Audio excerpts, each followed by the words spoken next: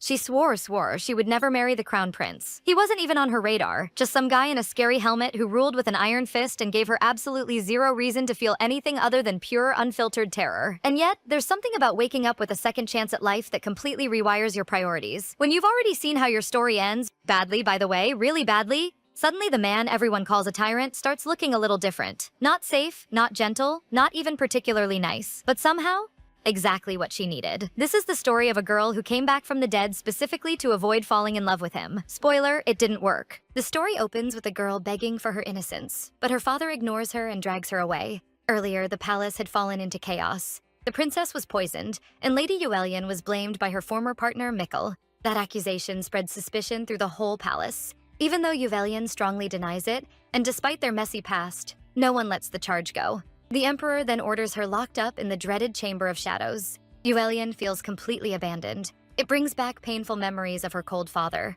Her despair gets even worse when her father gives her a dagger, and a meeting with the cruel crown prince only adds to her terror. In the end, Llewellyn takes her own life, even though the crown prince tries to stop it too late. Then the story shifts, hinting that she has been reborn and setting up a much deeper mystery. Llewellyn decides to break up with Mikkel. He's shocked, but she's set on avoiding the tragic fate from the novel. Mikkel lashes out and tells her never to show her face again. Her oddly happy reaction leaves him stunned, and he wonders if she's just doing this for attention.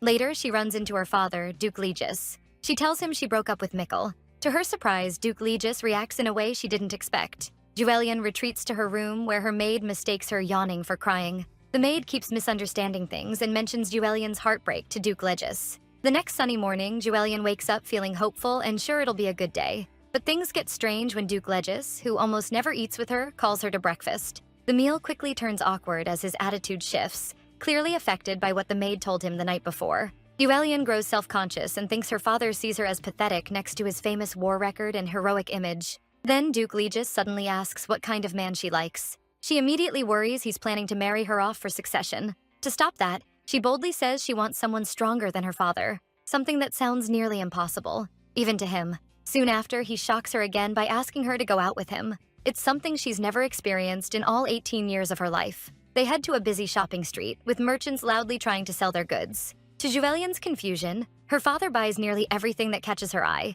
leaving her totally puzzled. After getting overwhelmed by the crowd, she slips into an armor shop, where she runs into a tall, sharp-eyed man who makes the day even stranger. Things get tense when the man's reaction annoys her. She notices he's handsome at first, but his attitude quickly gets on her nerves, and she tells him the item he wants is the one she was looking at, armor polish. The merchant is confused, but Llewellyn insists and claims she needs it because her accessories have lost their shine. While the merchant goes to bring out a big supply from storage, the man takes what he needs, leaves 1 gold coin, and starts to leave. Llewellyn follows to correct him, bumping into him and realizing he must not know local prices. She quietly explains that 1 gold coin can buy 10 bottles of armor polish.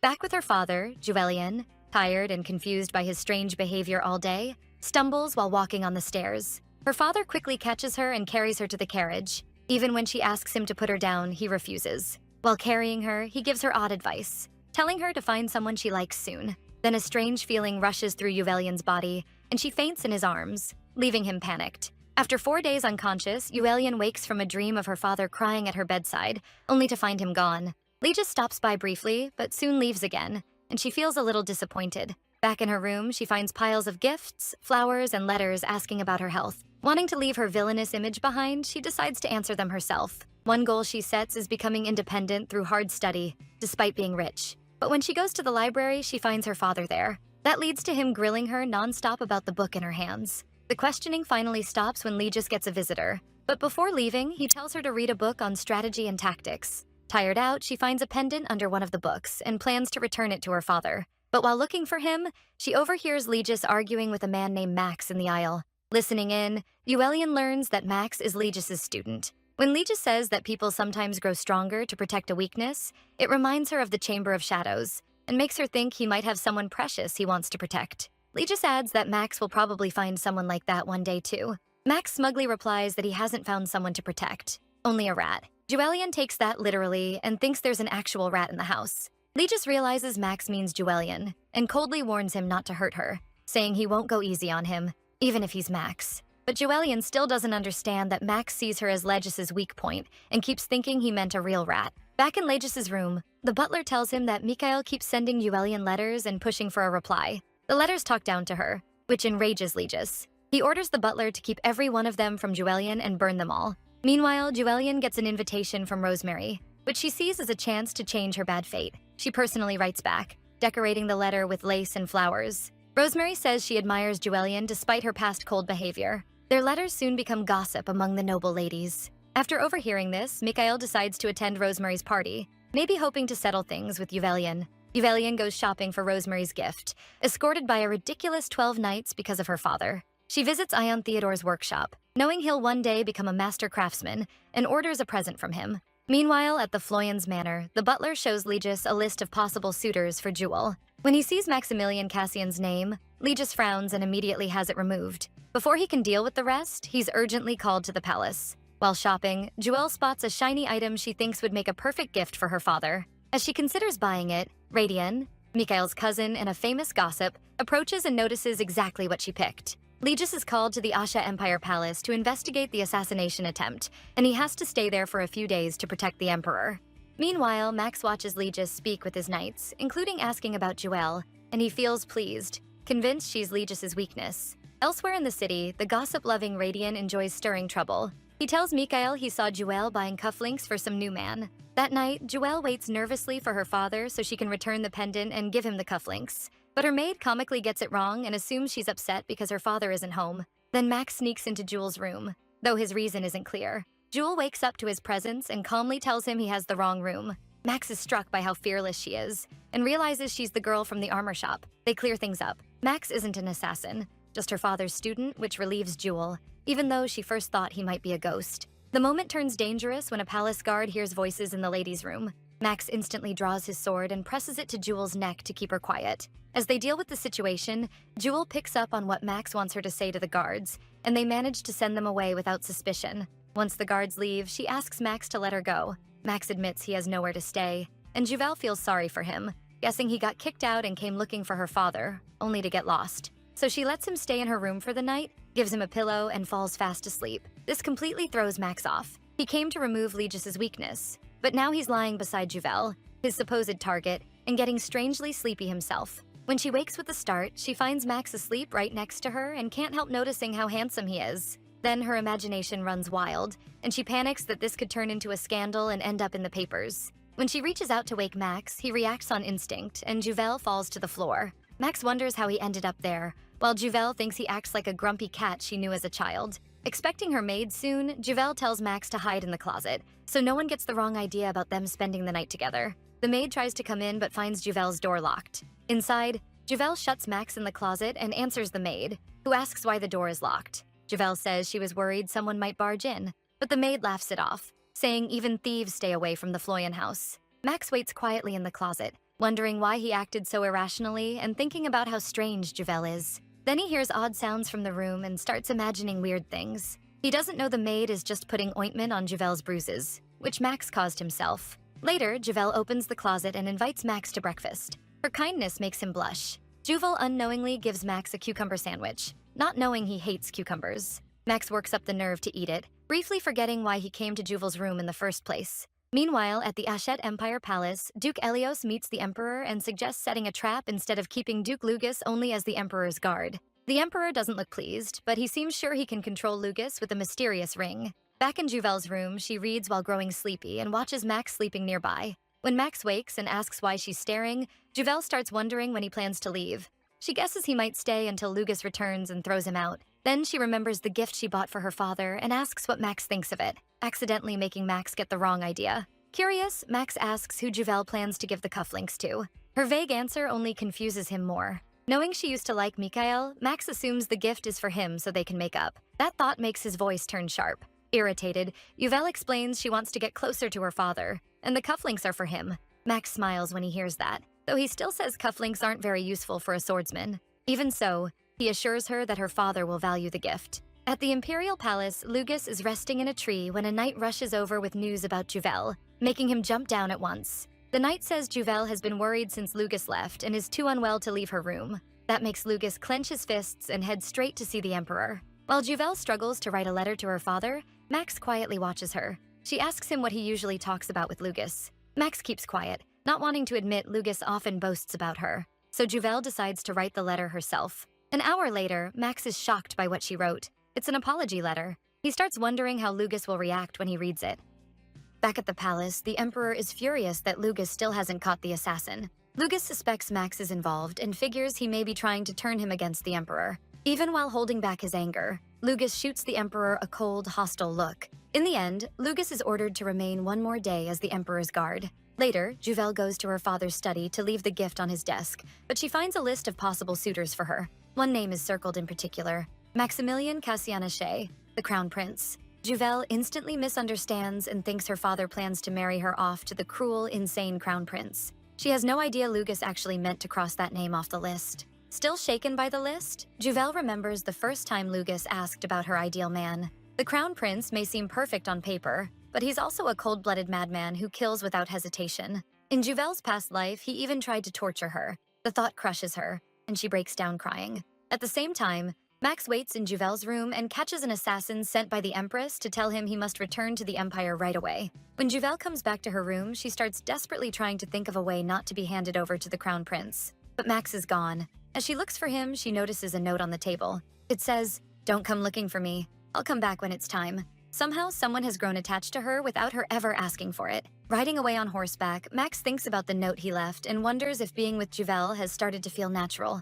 He almost wishes the guard hadn't come for him so soon. Meanwhile, Juvel dozes off and wakes to the empty room, with Max still nowhere around. When she spots the gift for Legis, she starts worrying he may be angry about the pendant she found. Her maid notices Juvel has been acting oddly, and assumes it's because the Duke is away, so she suggests Juvel go outside and get some sun. The maids already set out snacks and cakes, but Juvel's favorite strawberry cake is missing. The maid panics and runs off to make one, leaving Juvel by herself. Juvel thinks that's probably better since she needs to figure out the pendant and suitor mess before her father comes back. But then Legis returns much sooner than she expected, shocking Juvel. She asks if he's had dinner yet and invites him to eat with her. Legis says he came back early because he'll never leave her alone again. His words confuse Juvel so much that she freezes. Then Legis asks to have dinner with Juvel and leads her to the dining room while holding her hand. There, he asks about the party she's attending and whether she already chose a partner, which makes Juvel nervous. She says she's still having trouble choosing from all the men who want to accompany her. Earlier in her room, she had found many letters asking to be her partner.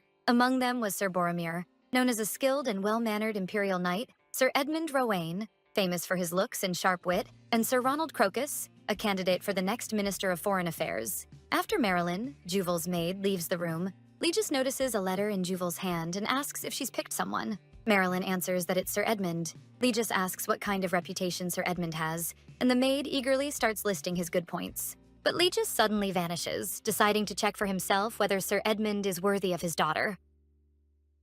Under Legis's glare, Sir Edmund can only shake in silence. Then Legis rises and coldly declares, "You are unqualified." Sir Edmund asks why Legis showed up at his home in the middle of the night, but the only answer he gets is, "You're unqualified." Back at the Floyen residence, the item Juvel ordered from the Theodore workshop finally arrives, and it's an impressive gift. Soon after, she's told Sir Edmund has come to answer her letter. Though she's struck by Edmund's handsome face, she still finds herself thinking of Max. Then Edmund suddenly drops to his knees and apologizes for agreeing to escort another lady instead. He says rumors in society made him think Juvel already had a partner. Juvel says that isn't true, but she accepts his apology. Relieved to be forgiven, he asks her to dinner, but one glare from Legis makes him take it back and hurry out, leaving Juvel baffled. At Salon Blooms, where nobles gather to trade gossip, Max overhears people talking about Juvel and guessing who will escort her to Rosemary's party. Some are saying Juvel has already gotten over Mikael. The gossip irritates Max so much that he drops his glass on purpose. He says it's disgusting to sit around talking about people like that.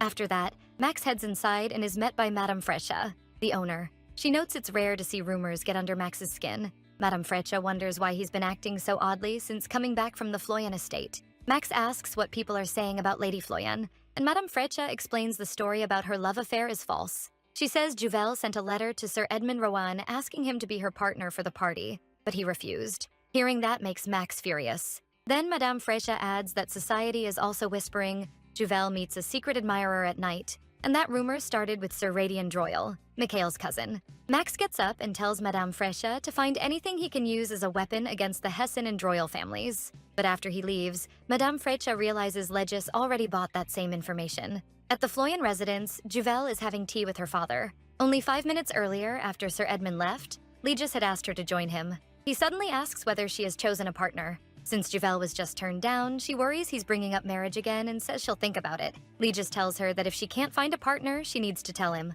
But the way he says it causes yet another misunderstanding. Juvel asks if she may leave first, but Legis says he also has something to take care of, and that word always makes Juvel think the worst. Max waits for Legis to leave, then watches his carriage head off. After that, Max slips into Juvel's room like he already belongs there. He looks around for her, wondering if she went to ask someone else to be her partner. It feels strange that he suddenly cares so much about that. Then he hears Juvel call from behind, asking what he's doing in her room. Max steps in close and demands to know where she was. Juvel says she was downstairs, and Max immediately brightens. Juvel lets out a sigh, and as Max moves closer, he asks what's wrong. Juvel is flustered by how near he is. She admits she has a lot on her mind, and Max says he'll listen. Still unsure, Juvel asks him to promise he won't tell her father, and Max agrees at once. He even says she can take everything he owns if he tells Legis by mistake. That makes Juvel laugh, and she asks why he's betting all he has when he doesn't even own a house. Her smile leaves Max blushing. Juvel finally tells him she's been weighed down by the awful rumors about her secretly meeting another man. Because of those rumors, every man who offered to be her partner has backed out. Blushing, Max starts imagining what he'd do if Juvel asked him instead. In his dreams, Juvel admits she doesn't really care about lacking a party partner. The real issue is that her father seems ready to marry her off. The idea of Legis forcing her into marriage makes Max furious. So Juvel says she needs to prove to Legis that she already has a partner. Max hints that the right partner may be much closer than she thinks. Juvel pauses, then realizes who he means. She thanks him for the idea, and Max blushes harder, thinking she's about to choose him. Instead, Juvel says she's going to ask Geraldine. Max is stunned and furious. He demands to know who Geraldine is because he really thought she meant him. Who the hell is Geraldine? Max blurts out. Juvel explains that he's her cousin and also her knight. That calms Max down, though he still can't understand why hearing it makes him feel so relieved. As Max gets ready to leave, Juvel gives him a pouch of money and says he can stay there if he needs to, which makes him blush again. Meanwhile, Legis stops Sir Ronald Crocus on his way to Floyan Manor. He pressures Sir Ronald to turn back, saying he's not worthy to be Juvel's partner. But Sir Ronald refuses and insists Juvelian will choose him in the end. When he calls Legis's daughter by only her first name, Legis's anger spikes, and Sir Ronald quickly backs off. At Floyan Manor, Juvel keeps thinking about the rumor of her secret lover, and suspects Sir Droyle spread it. She figures that if Legis wears the cufflinks, the rumor will disappear at once. During tea with Legis, she gives him the pendant and the cufflinks, leaving him speechless. From Legis's reaction, Juvel realizes asking him to wear the cufflinks may have been too much. She carefully brings up finding a partner for the upcoming party. Before she can explain, Legis says he'll attend with her. He thinks she was asking him to be her escort, and Juvel is left stunned. Max looks troubled. His mind is clearly stuck on Juvel. Madame Freya, one of Max's knights, cuts in to update him about Victor. Victor is acting as Max's stand-in, but the Emperor's men are getting suspicious. Max tells Freya to make sure Victor acts more naturally. Then Freya brings up the rumors about Juvel. She warns that the nobles at Lady Rosemary's party will be eager to shame her. Max orders Freya to attend the weekend party and handle a task for him. At the party, some young ladies wait for Juvel and guess who her partner will be. Freya overhears them and says they can find Juvel's secret lover by checking who wears the cufflinks. That grabs their attention, especially since Mikhail is there too. On the way to Rosemary's party, Legis tells Juvel he'll stay by her side, so she has nothing to fear. When they arrive, all eyes turn toward them as Juvel and Legis step out together. Juvel thinks about how badly she used to want attention after feeling abandoned by her father. Now she doesn't want his love again, and she even plans to run away because he arranged her marriage to the crown prince. Still, she wonders how Legis truly feels about her, because he treats her like someone precious. When he takes her hand to steady her, everyone notices the cufflinks he's wearing. They realize the gift was meant for her father, though some still suspect she bought another pair at the last second. Legis's cold glare scares them into silence. Mikhail sees this, and smugly decides Juvel still wants no man but him. Rosemary and her mother come to welcome Legis and Juvel. Rosemary hesitates at first, but then greets Juvel warmly and thanks her for coming. Juvel gives Rosemary her gift, and Rosemary is delighted. The other ladies praise how clever and unique it is. Rosemary asks where Juvel got it, and to everyone's surprise, Juvel says it came from the Fyodor workshop. That makes the others see her in a much better light.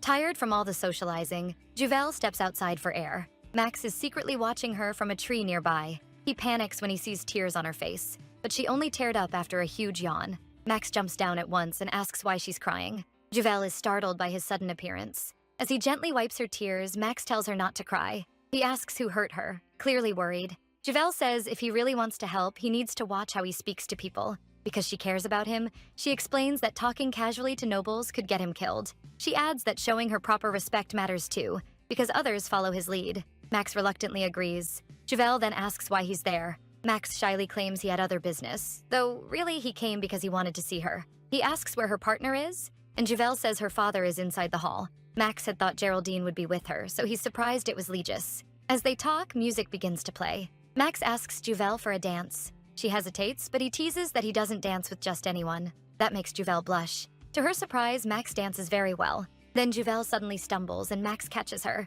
leaving their faces only inches apart. Legis sees this from across the room and angrily orders Max to stay away from her. A little earlier, Legis had been trying to mingle with the guests. He noticed Juvel heading to the terrace and assumed she wanted fresh air. Mikkel, however, took it as an invitation to follow her. Legis caught that immediately and stopped him with a glare. He was already angry that Mikkel dared look down on his precious daughter. Then Legis heard Juvel speaking with someone. Seeing a man's silhouette beside her, he realized she wasn't alone. When their faces moved closer, Legis rushed over in fury to stop anything from happening. Once he sees the man is Max, he can't believe Max would chase after his daughter. Even in his anger, he remembers taking Max in as his student to keep a promise to Max's mother. Still, Legis refuses to let Max get close to Juvel, seeing him as a cruel, arrogant prince no matter how skilled or handsome he is. Juvel worries Legis will hurt himself when he crushes his wine glass in anger. Noticing her concern, he softens and gently tells her to leave with him. Max reaches for Juvel's hand and asks if her foot is hurt, but Legis knocks his hand away and says it's none of his concern. Then he lifts Juvel into his arms and warns Max not to come to his house again. He'll be the one visiting Max. Everyone stares at Legis as he carries Juvel away, making her uncomfortable. She asks him to put her down, but Legis refuses, saying she shouldn't force herself while injured. The truth is, Juvel is just embarrassed by all the attention. The guests begin whispering about her and call her an attention seeker. Rosemary cuts in and reminds them Juvel was ill before and may not be fully recovered. The others agree, saying Juvel has always been physically weak. Meanwhile, Mikhail overhears them and remembers when he once thought Juvel faked being frail to get his attention. Later, he learned her condition was real. Back in Juvel's room, Legis tells her to rest and stay inside for a few days. Juvel is confused by his sudden concern. She starts to think he's only protecting her health so he can still marry her off to the crown prince.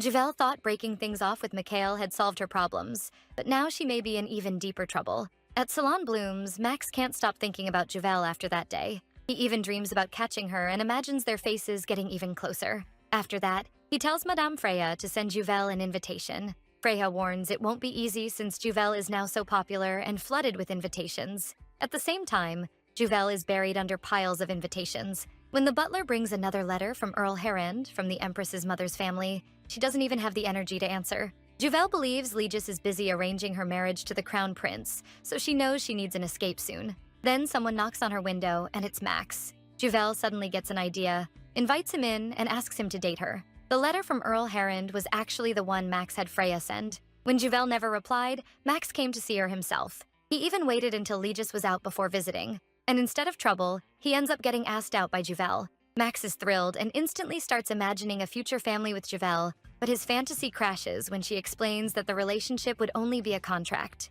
Juvel thinks Max is the perfect fake partner because he's skilled with a sword and also Legis' student, but Max clearly doesn't like the idea. Juvel tries to sweeten the deal so he'll agree, but he only looks more upset. Then she says the contract ends once she leaves the house, which throws Max off. He asks why she'd choose something that would make her miserable.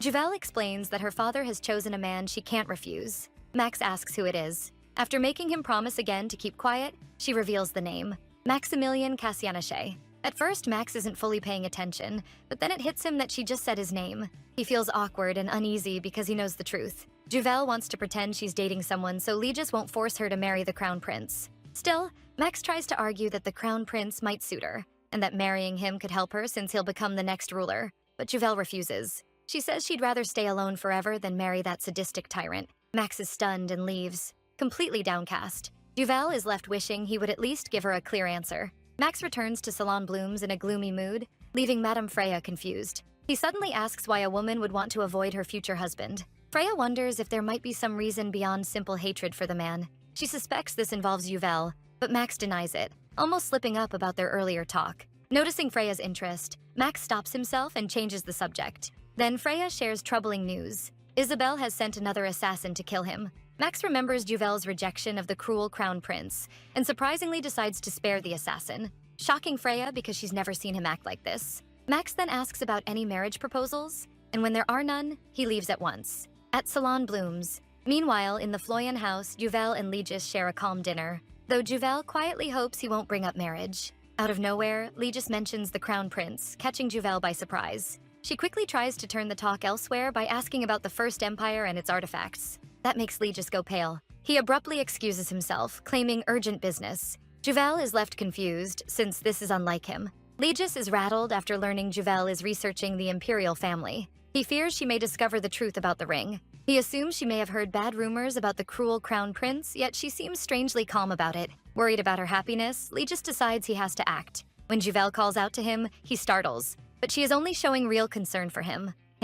Juvel worries she said something wrong at dinner, but Legis just smiles and says they should head inside before it gets colder. As they walk, he tells Juvel to learn more about the crown prince, which only confirms that he plans to marry her to that cruel crown prince. Juvel agrees on the surface, but privately she has no plan to go along with it. After Juvel leaves, Legis vows to protect her happiness and keep her away from Max. At the same time, Juvel starts thinking about asking Max for a contract relationship again. Still feeling low, Juvel gets a letter from Lady Rosemary asking how she is and inviting her to a tea party. Juvel takes it as a chance to hear what high society thinks of the crown prince and learn what he hates. Meanwhile, Rosemary is thrilled to hear Juvel has recovered and wants to come to the tea party. The other ladies are excited to meet Juvel too. Rosemary then asks Lady Veronica Joanna Terrence if she's fine with hosting it, and Veronica agrees, though not happily. She's frustrated that Rosemary invited Juvelian to the tea party without asking first. When Veronica brings up Juvelian, Mikhail sweet-talks her and asks to be invited too, pretending it's for her sake. Caught up by his act, Veronica agrees, not realizing Mikhail has his own reasons. While shopping for a dress for the tea party, Juvel is escorted by a lot of guards. A friendly woman gives her advice on what to wear, and the guards like how kind she is. She's Madame Frisia, and she tells Juvel to pick something comfortable. Later, Juvel notices a scene nearby between Max and Baron Gordon. When it gets worse, Juvel steps in, catching Max off guard. Baron Gordon is first scared of Duke Floyan's daughter, then tries to charm her, but Juvel quickly calls out how badly he treats people. She says Max is her personal guard and warns Baron Gordon not to touch anyone from her house. When the Baron tries to blame Max, it becomes obvious he was just jealous and wanted to pick on him. Juvel calms things down by saying Max's actions are her responsibility, and tells the Baron to insult her instead. Unable to disrespect Juvel, Baron Gordon apologizes, and she tells him to say sorry to Max too, but Max's glare sends him running. Max thanks Juvel, though the way he does it makes her uneasy. Then he says he wants the contract relationship. Juvel quickly covers his mouth, warning him not to say anything important where others can hear. The people around them get even more confused. Juvel tells Max to come with her, and once they're in the carriage, she says she thought he was rejecting her because he never answered. The real reason Max took so long is that the cruel tyrant Juvel hates is actually him, but he still can't tell her that. Juvel asks why he went to the arcade if he wasn't shopping, and Max gets touchy, asking what was wrong with that.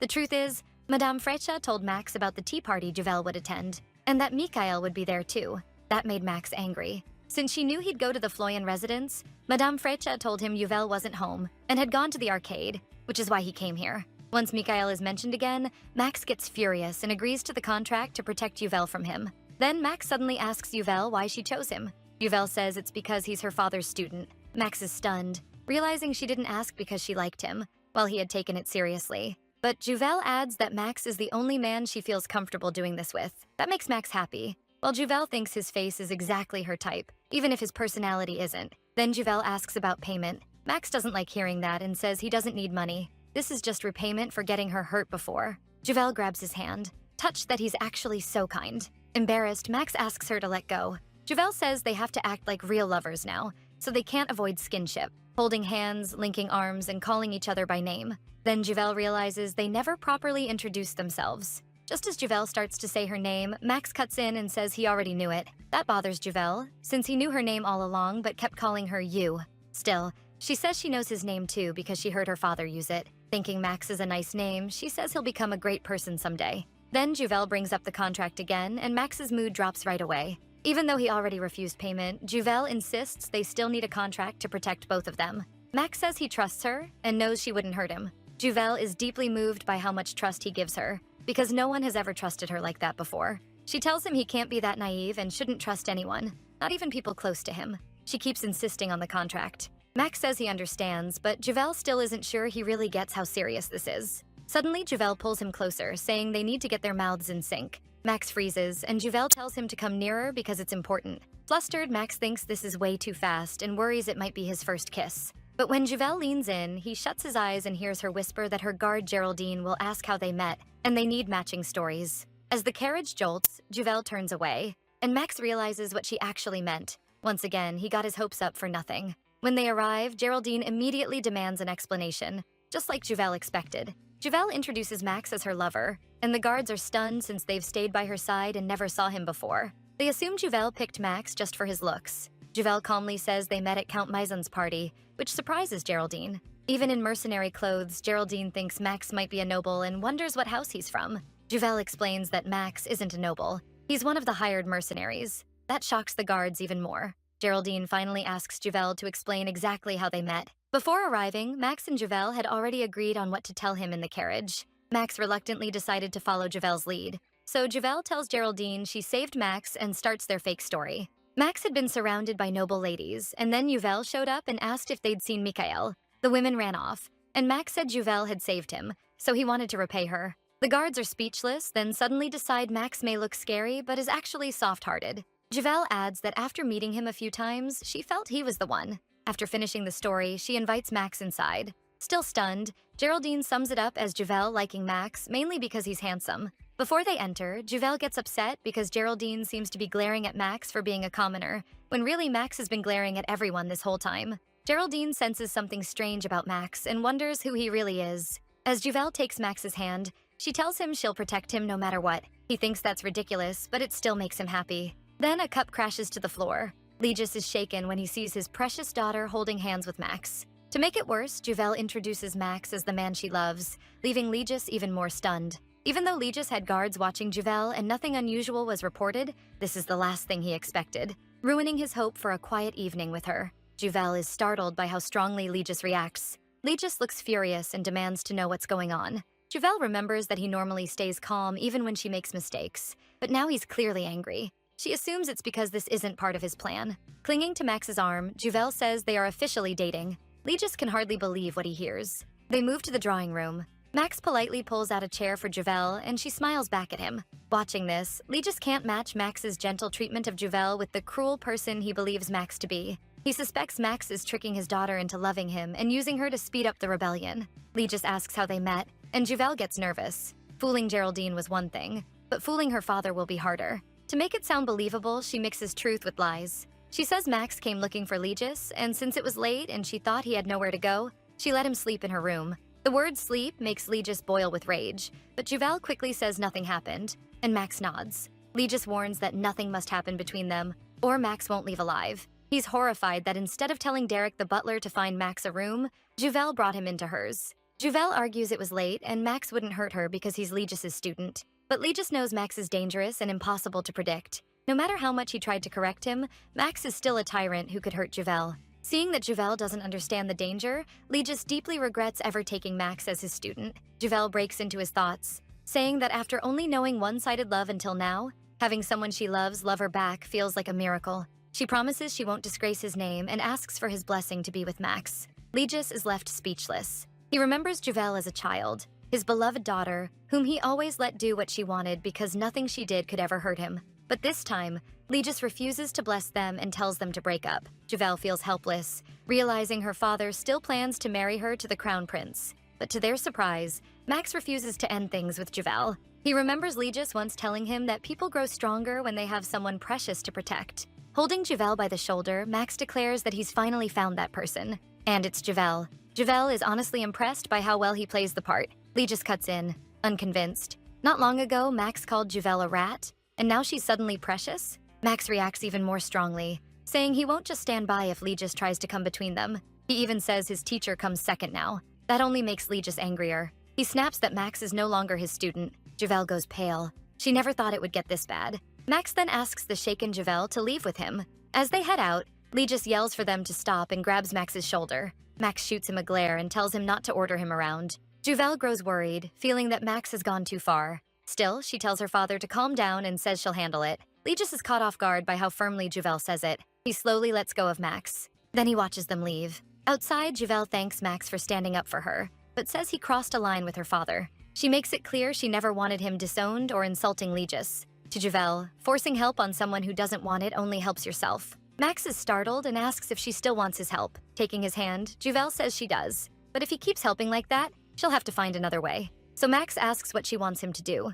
Javel tells him to make peace with Legis and apologize. At first, Max clearly doesn't want to. But when he sees how serious Javel is, he gives in. Watching from afar, Legis is surprised that Max actually listens to Javel and starts wondering if he may have really changed. Max and Javel go back in, and Javel apologizes for leaving like that. She then says Max has something to tell Legis. Max bows and apologizes, but Legis still doubts he means it. He thinks Max is only using his daughter for his own plans. So instead of accepting the apology, Legis shuts him down and says he is no longer his student. That confirms to Max that Legis never meant to let him marry Javel. He doesn't get how Javel misunderstood the situation, but judging by his look, he has no plans to explain it. As the mood turns tense, Javel feels she has to do something drastic. She suddenly drops to her knees and apologizes, stunning both Max and Legis. She plans to ask her father's forgiveness and still insist on dating Max. Max is shocked and tells her to stand up, saying he'll kneel instead. Javel can't figure out why he's so worked up. He has no idea how scary Legis gets when he's mad. She tells Max she won't stand until she says everything to Legis. Hearing that, Legis pushes Max aside and says he understands, then tells Javel to get up. Javel notices that Max and her father suddenly seem almost in sync. Still, she knows it's too soon to relax. She explains that Max acted that way because he loves her so much, promises to help him do better, and asks Legis to forgive him. He agrees right away. Javel is surprised it worked so easily. As both Max and Legis keep telling her to stand, she wonders what to say next when Legis suddenly adds that he'll forgive Max's words. But that doesn't mean he approves of their relationship. Javel tries to persuade him, saying he doesn't have to agree now, just give them a little time. Deep down, Legis still can't accept them, no matter how much Javel pleads. But he decides to let things play out so Javel can see what Max is really like and break up with him herself. In the end, Legis agrees to Javel's request, and both she and Max feel relieved. Javel thanks him, while Legis feels guilty for misleading her because he believes he's protecting her. Javel is thrilled, thinking her father approved the relationship. As she and Max drink tea, she reminds him to write up the contract and asks if he wants anything from her. Watching the elegant way Max drinks his tea, Javel wonders if he might be the runaway son of some noble family. Then Max suddenly blurts out that it's the worst tea he's ever tasted. That makes Javel think he can't be a noble after all, since the tea is top quality and even her father's favorite. Max finishes writing the contract and gives it to Javel. After reading it, Javel sees it's a complete mess and needs fixing. She spends a while editing it, then finally shows the finished version to Max and asks if he wants anything changed. But the second he reads it, he tears up the contract Javel worked so hard on. Javel is left speechless. She thinks that if Max had a problem with it, he could have just said so. It reminds her that he's never cared much about her feelings. He used to leave without a word after she looked after him for days, vanish without answering her, and snap at her again and again. Javel realizes that if they go through with this contract, they'll be seeing each other often, and she doesn't want to be looked down on anymore. So she says she wants to end the contract right now. To be fair to Javel's hard work, she had told Max to read it carefully, and this was his reaction. He expected a few simple rules, but instead got a long, formal agreement. The part saying both sides had to report where they were if they'd be unreachable felt way too much to him. He didn't even demand that from his subordinates. Then another clause annoyed him even more. It said their dates should, if possible, happen in crowded places. Max tore it up out of pure pride, feeling like Javel was treating him like some pet to show off. But Javel doesn't stay quiet. After seeing that, she decides to end the deal before it's even signed, which completely shocks Max. He argues that they already got Legis's permission, so quitting now isn't an option. He reminds her she's supposed to marry the crown prince otherwise, even insulting himself by saying that if she won't fake date him, she'll end up with that trash tyrant. It's almost like he's arguing against himself, but Javel stands firm, saying they aren't a good match and will only wear each other out. Seeing she won't budge, Max says she's deciding too fast. Javel points to the torn contract as proof that he has no intention of meeting her halfway, and says she can't sign with someone like that. Max is caught off guard and remembers how often he treated his subordinates the same way, ripping up papers they brought him. For him, destroying documents is practically a habit. Javel then tells him she hates being ignored because it hurts her pride and ruins her whole day. Max hears her out, but his pride still tells him he's the one helping, so why should he be careful with her? Yet Javel seems to read that on his face and says, if helping her is that hard for him, then they should just stop, since she's the one who asked. Max struggles over what to do. Part of him knows that if he keeps being stubborn, he may never see Javel again. The other part tells him not to care. But when he sees how down Javel looks, he quickly chooses to drop his pride and apologize to her. Then he obediently signs the contract. The sudden shift confuses Javel, but at least it works out. Javel is relieved the contract is finally done, while Max feels strangely manipulated. Javel is excited to finally act like they're a real couple. She plans to ask Max to go with her to the tea party at Count Terrence's home. Max asks if she knows who'll be there, and Javel mentions Lady Rosemary and a few other friends. From that answer, Max realizes she has no idea Mikhail is coming too. He suddenly stands and declares that he'll go with her. Javel wonders why he seems so eager. On the day of the tea party, everyone is surprised when Veronica brings Mikhail with her. She says she followed the rules as host and invited whoever she wanted. Rosemary objects, saying the guest list should have been agreed on first. Mikhail cuts her off, saying Rosemary is the one who usually acts without asking anyone. He grabs Veronica's shoulder and calls Rosemary strict with others but easy on herself. Some of the other ladies agree, pointing out that Rosemary also got permission only after inviting Javel. So to them, letting in 2 exceptions isn't a big deal. Mikhail smirks and thanks them with a pleasant smile. Rosemary is still uneasy. She worries Javel will be uncomfortable when she sees Mikhail there. Then the door opens and Javel walks in with Max, surprising everyone. Mikhail's face darkens at once. He thought he had already cleared the way to come here, so seeing Javel arrive with another man is a real shock. Rosemary politely asks who Javel's companion is, and Javel introduces Max as her lover. The other ladies are amazed by how handsome Max is, and they quickly say he and Javel look perfect together. Max secretly wishes the ladies would say it louder so Mikhail could hear. Javel thinks Max is doing pretty well and plans to praise him later, but they forgot one thing. Mikhail is still boiling with anger. The moment Max meets him, he shoots him a cold glare. Mikhail takes it as Max looking down on him. The other ladies eagerly watch the drama unfold. It's a clash between the current lover and the ex. Mikhail still thinks Javel is only acting to get his attention. He assumes Max is some commoner since Javel never gave his family name, and believes she picked him just to make him jealous. So Mikhail quickly changes his expression and greets Javel with a smile. That instantly irritates Max, while Javel wonders why Mikhail is acting so friendly. Still, Javel ignores his hand and answers him calmly. Then she thanks Max for coming with her. Max takes Javel's hand and pulls her close, clearly trying to show Mikhail that Javel is with him now, while Javel thinks he's just nervous from the look on his face. Then Rosemary cuts in and invites Max to stay for the tea party, which makes Javel nervous. The other ladies agree with Rosemary, and Javel gets even more worried. Max, though, decides Rosemary must be Javel's biggest ally since she's helping him. Just as Javel is about to refuse, Mikhail suddenly objects, and Lady Veronica offers Max another room to wait in instead. Javel sees that as a huge relief. She was worried about managing Max during the party, so Veronica just saved her. Mikhail then tries to charm Veronica, hoping Javel will notice. Watching Javel's reaction, he convinces himself she still can't forget him, and that he still has a hold on her. But Javel is actually watching how Veronica acts around Mikhail, which reminds her of how she used to be when she loved him. Even though Mikhail is supposed to marry the princess, he's still acting sweet to Veronica. Javel just hopes Veronica doesn't end up as a villainess with a tragic ending. While waiting in the room like Javel asked, Max realizes he can't sit still without knowing what Mikhail might do. Thinking back to Freya's story about how Mikhail treated Javel, he gets up, ready to act.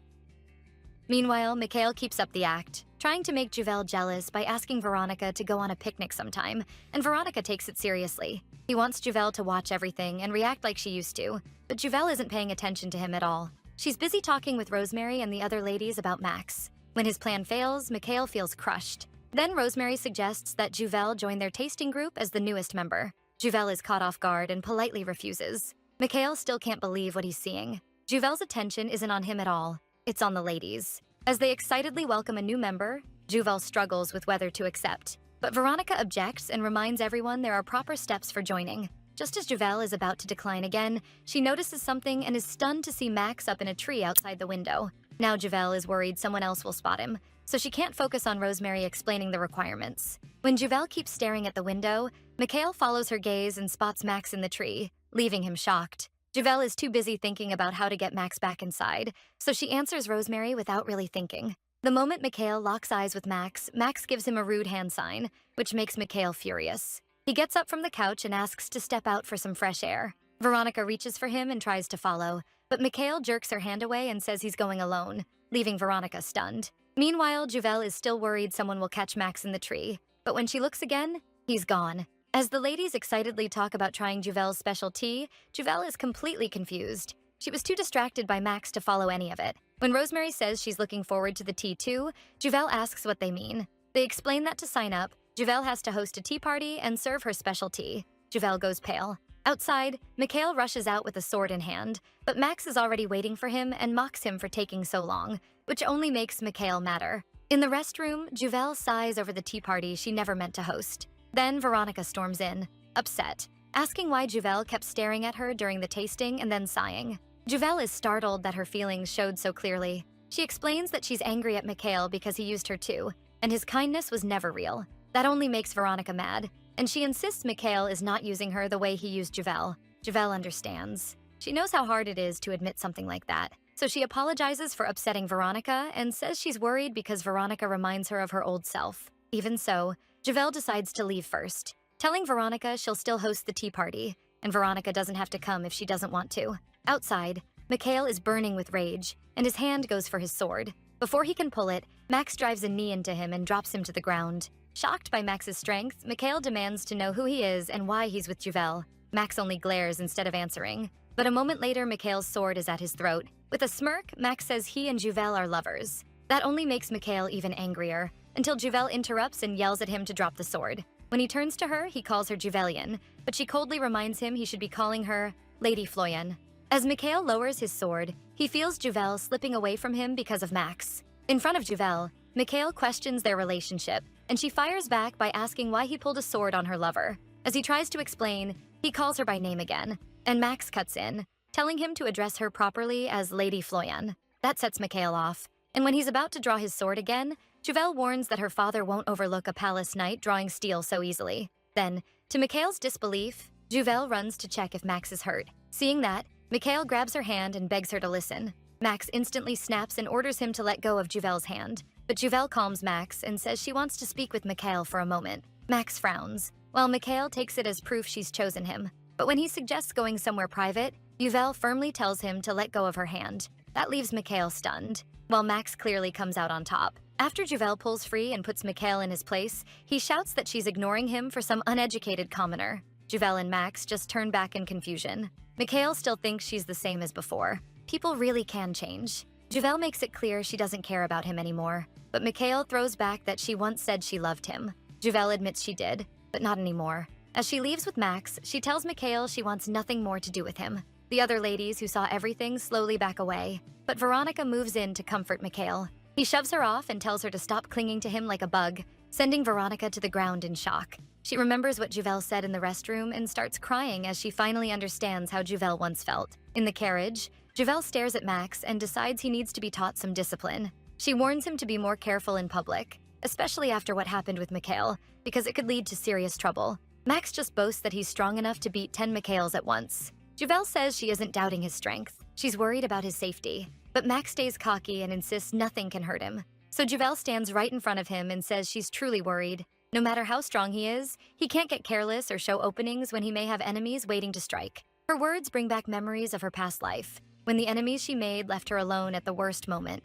Seeing her face, Max says he'll do as she asks, surprising her. She hesitates, unsure he really gets that his life could be at risk. Max says he understands. She doesn't want him attacking nobles or fighting back against them. Relieved, Juvel thanks him for understanding. Still, Max admits he enjoys putting annoying people in their place. Even so, seeing Juvel worry about him makes him think being nice might be worth it. Back at the Floyan house, Max is stunned to learn Juvel's dinner invitation wasn't meant for just the two of them, but includes her father too. Legis fixes Max with a sharp stare and tells him to sit. Max freezes, so Legis repeats himself even more harshly. Seriously, Dad, be a little nicer to Max. Juvel had no idea her father was actually home, which is why this turned into such an awkward surprise. Max sits beside her as the servants bring out the food. Juvel quietly tells Max to use the outer spoon for soup, which confuses him since he already learned proper manners long ago. But before he can say anything, Juvel gives him such a trusting look that he decides to follow her lead. Then a servant asks how they want their steak cooked, and Juvel quickly orders both hers and Max's medium rare. Max goes pale because he hates undercooked meat. Still, he keeps following Juvel's directions on the utensils and misses his chance to object. Legis watches as Juvel wipes sauce from Max's face and thinks Legis thinks Juvel has been fooled again and shouldn't trust men so easily. When the steak is served, Juvel insists on cutting Max's for him herself. Max feels awkward about it. Watching this, Legis calls Juvel over. He doesn't like Max making her use her delicate hands to cut his food. Max tenses up when he sees Legis point a knife his way and worries for his life. But Legis only wants Juvel to hand over Max's plate so he can cut the steak himself. Juvel takes it as her father trying to get along with Max. While cutting the meat, Legis notes that the inside doesn't match the outside, using the steak as a jab at Max's attitude toward Juvel. Max, however, catches the meaning right away and sees through Legis acting like he accepts them. But Juvel assumes her father is only talking about how medium-rare steak looks. Then Legis suggests they have tea together later. Juvel reads this as proof that Legis cares about Max, while Max really wants time alone with her. Even so, Juvel agrees and offers to serve tea she made herself. Legis and Max are both moved hearing she'll make tea for them personally. Then the butler steps in and tells Legis that the Emperor urgently summoned him to the palace. Juvel tells Legis it's fine to go and they can have tea another time, but Legis says Juvel's tea matters more, and Max quickly agrees. So the three of them end up having tea together. At the same time, Juvel quietly worries the Emperor may hate her. Legis praises her tea, which makes Juvel happy. After that, Legis asks Juvel to leave first because he wants a word with Max. Once Juvel is out of the room, Legis asks Max what he really wants with her. Max immediately stands and demands to know what Legis means by that. Then he suddenly stops, realizing just how deep his feelings for Juvel have become. Still, Legis presses him and tells him to quit pretending to be Juvel's lover. Blushing, Max admits he loves her, and Legis is stunned. Max insists his feelings are real, and says he truly fell for Juvel.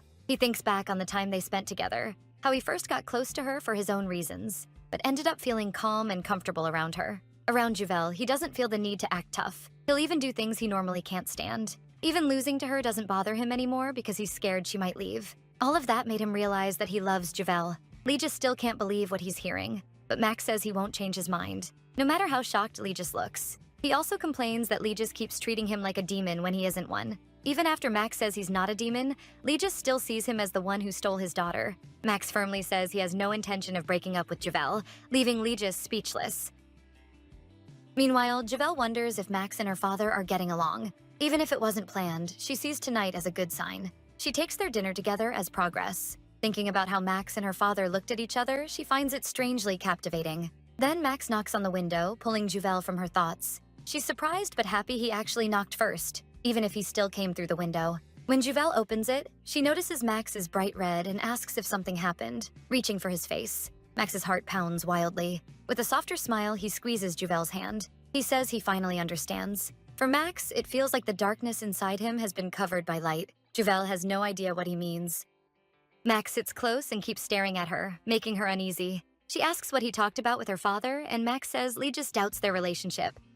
That shocks Juvel, even after all her effort to act loving toward Max. Max suggests they spend more time learning about each other and sharing what they like. But Juvel's mood changes fast as she worries Legis might uncover the truth since he keeps pushing her toward the prince. Caught off guard by that, Max asks if she hates the crown prince that much. Juvel says the crown prince terrifies her, and rumors say he killed his closest servant for no reason. Max can't tell her the servant had actually tried to poison him. Even though he tries to stop her from judging the crown prince by rumors, Juvel is still afraid the prince could kill her. Feeling stuck, Max asks if she'd marry the crown prince if he promised not to kill her. A chill runs through Juvel. She starts thinking Max is oddly obsessed with the prince, but says she might consider it if the crown prince promised to spare her. Max is thrilled and thinks that if he just tells Juvel he won't kill her, they can marry. Juvel, meanwhile, can't stop shivering with the crown prince's image stuck in her mind. Suddenly, Max stands and says he should leave, wanting to fix his reputation. It's time for him to head back to the palace. As Juvel sleeps, she feels uneasy and dreams about her childhood with her mother. In the dream, her mother says they're playing hide-and-seek and tells her to stay hidden in the wardrobe until she says it's safe to come out. Little Juvel asks if her father will play too, but her mother suddenly says the other person is a monster and warns her not to let it find her. Scared, Juvel asks what happens if the monster does. But before her dream mother can answer, a huge hand grabs her small neck, and the crown prince appears, telling her she's going to die. Juvel jolts awake in shock. She feels sick and thinks about calling for a doctor. The dream about her mother stays on her mind, even though she doesn't truly remember her. At the palace, the Emperor is furious as he reads a report. Legis arrives and greets him, but the Emperor only complains that he took too long. Legis apologizes and says something delayed him. The Emperor ignores that and orders Legis to leave for the south at once. Legis is shocked. The Emperor says he received word that Margrave Lennox may be planning a rebellion after gathering an army without permission. Margrave Lennox, Lord of the South and a brilliant strategist, has always kept a strong army. With troops gathering now, it more likely means he's preparing for a possible invasion from Regan. Legis thinks the Emperor is again twisting loyal actions into betrayal, and he hates being sent away from Javel for such a pointless order. He tries to persuade the Emperor, explaining that Lennox has always been loyal and has long defended the Empire from Regan. The Emperor smirks and says Lennox is only loyal because he refuses to be controlled. He adds that he never doubts Legis's loyalty, since Legis has no choice but to stay by his side. That leaves Legis both angry and helpless. He wants to kill the Emperor, but can't, not now, when all he can think about is Juvel being left behind. His precious daughter still carries the wounds he caused. She suffered just for loving a father he believes never deserved it. Legis thinks he deserves Juvel's hatred forever, because what he did can't be forgiven. Even so, his love for her has never changed. He wonders if he can simply remove the collar on his neck and finally love Juvel freely. His thoughts are cut off when someone enters, shocking both him and the Emperor. It's Max in his crown prince form, cheerfully saying he missed his father. The Emperor is completely thrown by his sudden appearance. Max asks if they were discussing something important, then fixes the Emperor with a cold stare and demands to know what it was. Fear hits the Emperor as he realizes Max has grown strong enough to threaten him. He worries Max may move against him if Legis is gone. Legis quickly tells Max he's receiving a confidential order and asks him to leave. But Max raises his voice, acting offended that Duke Foyen would command him. Legis answers that staying would mean disobeying an imperial order. Watching Legis stand against Max, the Emperor remembers he still has his loyal weapon and decides he needs Legis close to keep Max under control, so he chooses to send someone else south. Meanwhile, the Empress is furious to hear Max has returned to the palace, especially since every assassin she sent after him has failed. Then the princess approaches and calmly tells her mother that if her brother is back, they should welcome him warmly. Legis leaves the palace thinking about how the Emperor canceled the order and kept him on protection duty instead. A small smile appears on his face when he realizes Max can be used to pressure the Emperor and keep him from being sent south. But as Legis walks down the hall, Max stops him and asks for a brief talk, wanting Legis's permission. In Max's room, a servant brings drinks, and after she leaves, Max takes off his helmet. Legis asks what he wanted to discuss. Max asks what happened during Legis's talk with the Emperor. Legis reminds him it was a confidential order, and Max clearly dislikes that answer, already thinking of other ways to get the truth. He then brings up the earlier assassination attempt on his father, but Legis brushes it aside. With dry sarcasm, Legis says the one behind it still hasn't been found. His cold stare makes it clear he suspects Max, but he'll let it slide as long as Max stays away from Juvel. Max tries to throw his weight around with Legis, but he gets nowhere again. Legis then asks to take his leave, quietly telling Max that because of him, he no longer has to go south. Before leaving, he warns Max with a sharp look to stay away from his daughter. Frustrated, Max throws the cup beside him, but the knight in the room catches it and points out that it costs a fortune. After that, Max starts thinking about what to do next. His first plan is to send Juvel a letter as the crown prince, but he quickly realizes Legis would likely have the butler destroy anything from him. So Max decides to ask Freya for advice. The knight then says that if advice is all he needs, he can help too. Max calls Victor over, and Victor lifts his helmet. Max hands him his own helmet and warns that if his real identity is exposed, it won't end well. Then Max leaves. Annoyed, Victor slams the helmet to the floor and starts grumbling, but Max suddenly calls to him from behind. Victor instantly makes up an excuse, saying the helmet was too slippery. Max asks him how to send a letter without the head of the house finding out. Victor looks confused, so Max reminds him that he's known as the biggest playboy in the army. With a hard look, Max demands an answer.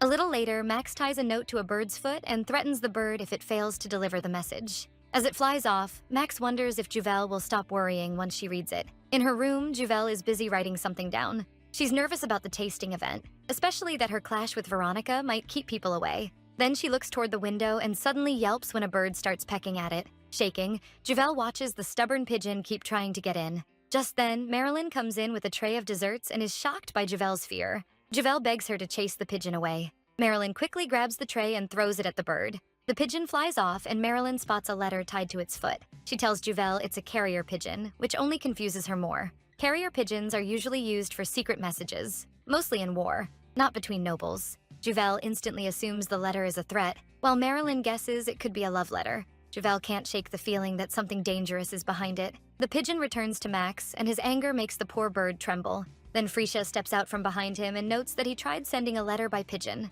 Max says it was for Juvel, but it never made it. Frisha asks what he wrote, and when he says, "I will not kill you," she's relieved it never got there. She explains why that message would have felt like a knife to the heart. Frisha also tells him that if he wants to meet Juvel as the crown prince, he needs a proper reason. Max agrees. As he lets the bird go, he asks for the latest palace news. Frisha says word has reached the emperor that Margrave Lennox is gathering troops. Max thinks it over and figures nearby Regan may be getting ready to invade. Frisha adds that aside from more food being stored, nothing else looks suspicious, and the official reason is famine relief. Even so, Max decides to meet Margrave Lennox. That shocks Frisha, who warns it's too dangerous. Since Lennox has lost the Emperor's favor, meeting him could look like treason, but Max sees a chance here. If it works, they could gain the south and pull the whole empire to their side. The opening is already there. Now he just has to win the people's support and use it to grow stronger. On the day of the tasting event, Juvel is still tired from last night's pigeon scare, though she's glad things worked out. Marilyn tells her the guests have arrived. Rosemary warmly greets her first, and Veronica comes right after. Juvel is surprised Veronica actually showed up.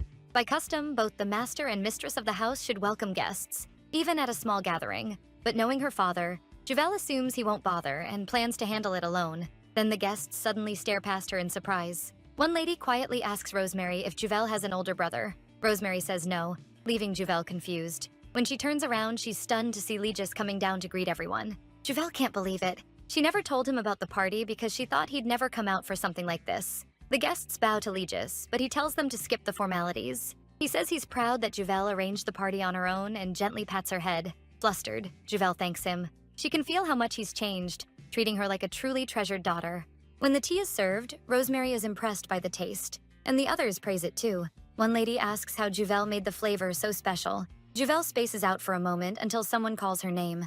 Then she explains that she gives the tea a floral scent by storing petals or fruit with the tea leaves. That lets the fragrance soak in and makes the tea taste better. The ladies are even more amazed after hearing that. But really, it all came from Juvel's hard work and from the flowers she protected with her life. From afar, Legis watches Juvel and smiles at how happy she looks. He wonders if she knows she's the reason he still wants to live. His thoughts drift back 13 years to when he came home covered in blood and collapsed onto his bed in frustration. The blood on his hands reminded him how powerless he felt, and he hated not knowing how long he'd have to keep living as the Emperor's weapon. Then the door opened, and little Juvel walked in, happily greeting him. She came closer, but Legis felt he couldn't face her like that. When he didn't answer, Juvel climbed onto the bed and curled up in his arm. She patted him and said a little prayer, asking that he be protected and that the world grow bright enough for him to smile too. Legis was so moved, his eyes filled with tears. In that moment, he knew Juvel was his comfort and his savior, and he swore to love her forever. That memory changes Legis's expression. Juvel notices right away, and when their eyes meet, he suddenly turns and leaves, confusing her. Then Veronica announces that the crown prince has returned to the capital.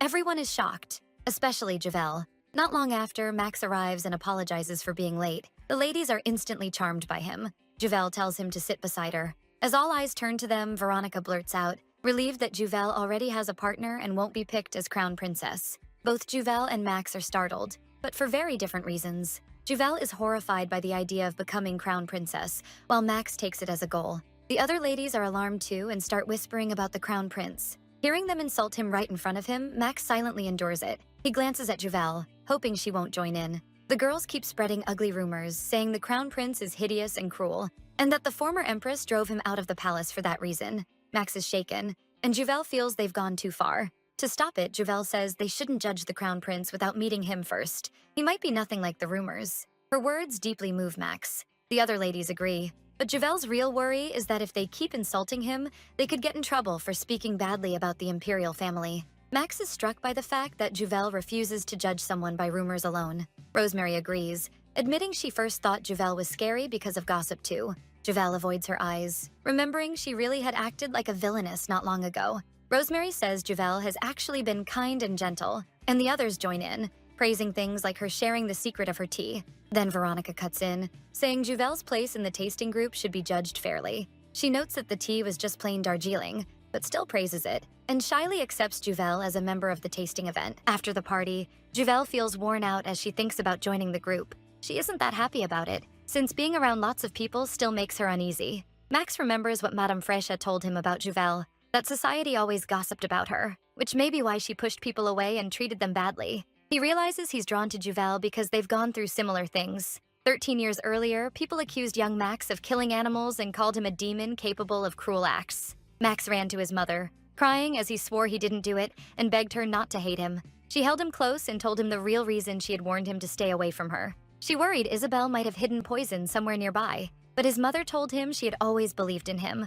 That memory comforts Max. He turns to Juvel, smiles, and pats her head, telling her she'll do great in the tasting group. His words make Juvel blush. Then Max says he has work to handle and won't be seeing her for a while. Surprised, Juvel asks if it's another mercenary job. Max tells her not to worry. It'll be easy for him. Relieved, Juvel thinks he's stronger than he looks. Then Max notices her makeup is smudged. When Juvel tries to wipe it off with her handkerchief, he teasingly snatches it away. Leaning close, he jokes that she better not flirt with other men. They're a couple now, even if it's only by contract. After that, Max says goodbye. And before Juvel can answer, he vanishes. 2 months pass after the tasting test. They've had 4 more tea parties, and Juvel has grown closer to the other members. Even so, she still feels lonely. Legis has been busy, and Max hasn't contacted her once. While thinking about that, Juvel overhears some ladies talking about Reagan declaring war on Hachette. She and Veronica, on the way to the temple, stop to listen. Seeing Juvel worry, Veronica says there's nothing to fear. Hachette won a big victory thanks to the Crown Prince. She says Rosemary's older brother mentioned that the Crown Prince and Margrave Lennox held the Empire's defense with plans they started 2 months earlier. The Crown Prince even charged into the enemy camp himself, cut down their commander, and ended the war. Now the palace is preparing a victory celebration next month, and every noble has to attend. Juvel is stunned. Meanwhile, Legis meets someone in a bar while disguised. He apologizes for meeting the man like this. The man says it's fine since they're both busy. He says Max made quite a show of himself by winning the war. And as a magician who can't return home, he sees hope if Max becomes emperor. Legis explains he came in secret to ask about Cersei's ring. Back at the temple, Veronica sees Juvel looks ready to collapse and tells her to rest while she gets a night. While Juvel waits, a priest comes over and asks to see her hand. Before Juvel can ask why, the priest grabs it and starts speaking like she's giving a prophecy. She talks about a time traveler and says Juvel made the wrong choice, one that could lead to deep sorrow and a sacrifice from someone who loves her. Uncomfortable and angry, Juvel pulls her hand away. Then she starts to leave. But the priest stops her and demands 1 gold coin for the prophecy. Nearby at the fountain, people whisper about a crying woman. It's Princess Beatrice, crying alone to calm herself. Isabel got furious after hearing the palace would hold the victory celebration close to Beatrice's coming-of-age ceremony. Juvel walks away from the priest, still annoyed, and accidentally bumps into the princess. Their eyes meet. Not knowing who she is, Juvel quickly apologizes. Seeing the woman crying, Juvel thinks about leaving her alone. But after hesitating, she turns back and offers Beatrice her handkerchief. Instead of thanking her, Beatrice snaps and asks if Juvel is pitying her. Still, she uses the handkerchief to wipe her nose. Then Beatrice opens up, saying people's expectations are crushing her, and sometimes she wants to give up. Juvel asks if she has a coin and tells her to toss it into the fountain with a wish. Beatrice doubts it will help, but she throws in the coin anyway. To both their surprise, it lands right in the center. Juvel says that means her wish will come true, but Beatrice says that won't fix anything. Juvel just smiles and says little things like that can still lift your mood. Just then, Juvel hears Veronica and the knights calling for her, so she says goodbye and hopes things get better for Beatrice. Remembering her mother's lessons, to be perfect and never show weakness, Beatrice tells herself she can't depend on kindness like that. She steps on Juvel's handkerchief and leaves in irritation. At the Floyan estate, Legis anxiously waits for Juvel, who still hasn't returned. Then her carriage finally arrives and she looks exhausted. Juvel is startled when Legis calls her out for being late. She explains she got stuck talking at the temple and lost track of time. Legis understands and says he was worried. Juvel is surprised he isn't angry. She admits she's been frustrated lately and wanted a change, so she stayed out too long. Looking at her face, Legis wonders if she's been down ever since Max left for war. He begins to think he may have to accept Juvel and Max together, since Max will protect her when he can't. Later in the dining room, Juvel can't eat. Even a cherry tomato reminds her of Max. She regrets not asking him to send letters. Seeing how down she looks, Legis mentions that the Crown Prince won a huge victory and will return soon. He adds that the victory banquet is coming up, assuming Juvel must be excited. That catches her off guard. She starts cutting her meat a little too hard and says attending feels more like duty than something to look forward to. Legis asks whether she has a dress for the banquet, then hands her a blank check. He tells her not to worry about the price and to buy whatever dress she wants. Juvel is shocked and wonders if he wants her to impress the Crown Prince. After meeting Legis's eyes, she can't refuse and thanks him. Meanwhile, Max races across the fields on horseback. One of his knights tells him to slow down before the horse drops dead, but Max refuses. He can't wait another second to see Juvel. When he spots Juvel still awake by the window, he finally feels relieved. Blushing, he knocks on the window. The horses and knights are completely worn out, saying Max must be a monster because he covered in one day what should have taken 4. The knights can't figure out why Max was in such a rush, other than making them suffer. Meanwhile, Max nervously wonders if Juvel will still welcome him.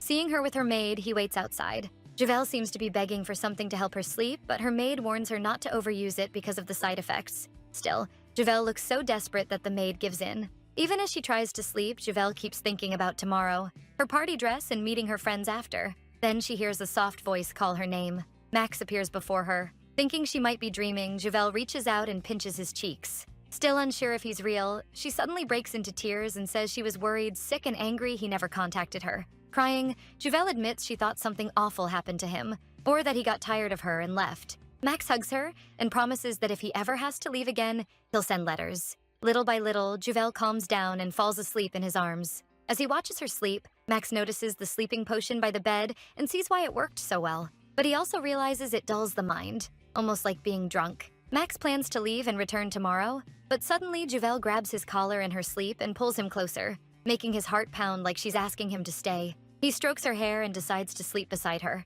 Elsewhere, Legis visits his wife's grave and thinks back on their time together. He remembers when they both cried, and Amelia blamed herself for ruining his life. But Legis comforted her, saying everything would be fine because his love for her would never change. Then he notices a card tied to the flowers on the grave, sent by the magician he met before. The note says he's investigating what Legis asked and will contact him soon. He also mentions Juvel, calling her Legis's treasure. That brings back memories from their past life, when Juvel died. Legis knows he can never be forgiven for that death. This time, he swears he'll save her. In Juvel's dream, Max looks completely fine, and that makes her furious. If he was really okay, the least he could have done was contact her. So in the dream, she takes it out on him.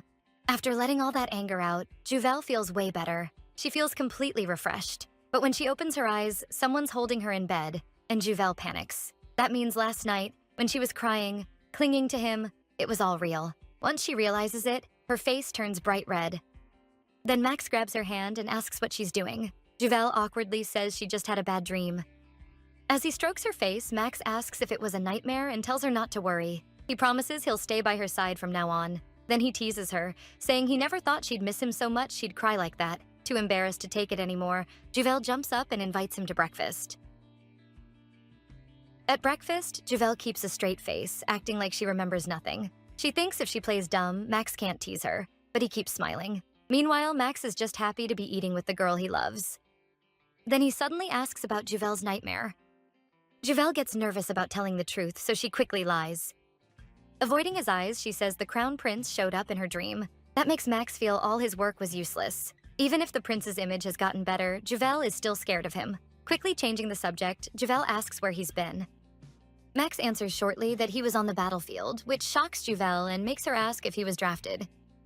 Bitter, Max wishes he could just tell Juvel he's the crown prince. Pushing those thoughts aside, Juvel asks Max if he's all right. Meanwhile, Max thinks that if he tells her who he really is now, all the trust he's earned will fall apart.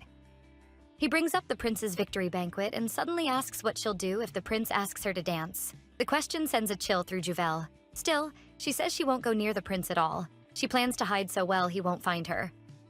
Half curious, half bothered, Max asks where, and Juvel plainly says the terrace. Wanting time alone with her at the banquet, Max suggests a quieter place instead. Juvel wonders how he knows about it. Max gets up and says he heard about it from the palace knights. He's set on clearing up every misunderstanding.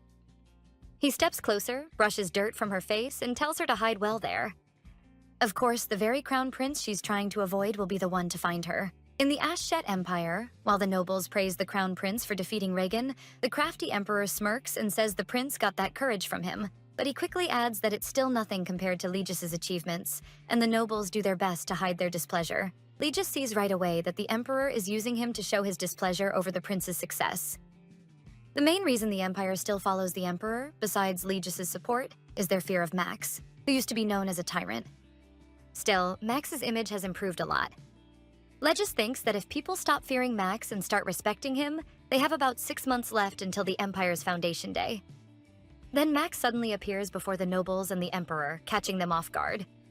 Behind his mask, he's smiling as he says he's returned from the battlefield to greet his father, the Emperor.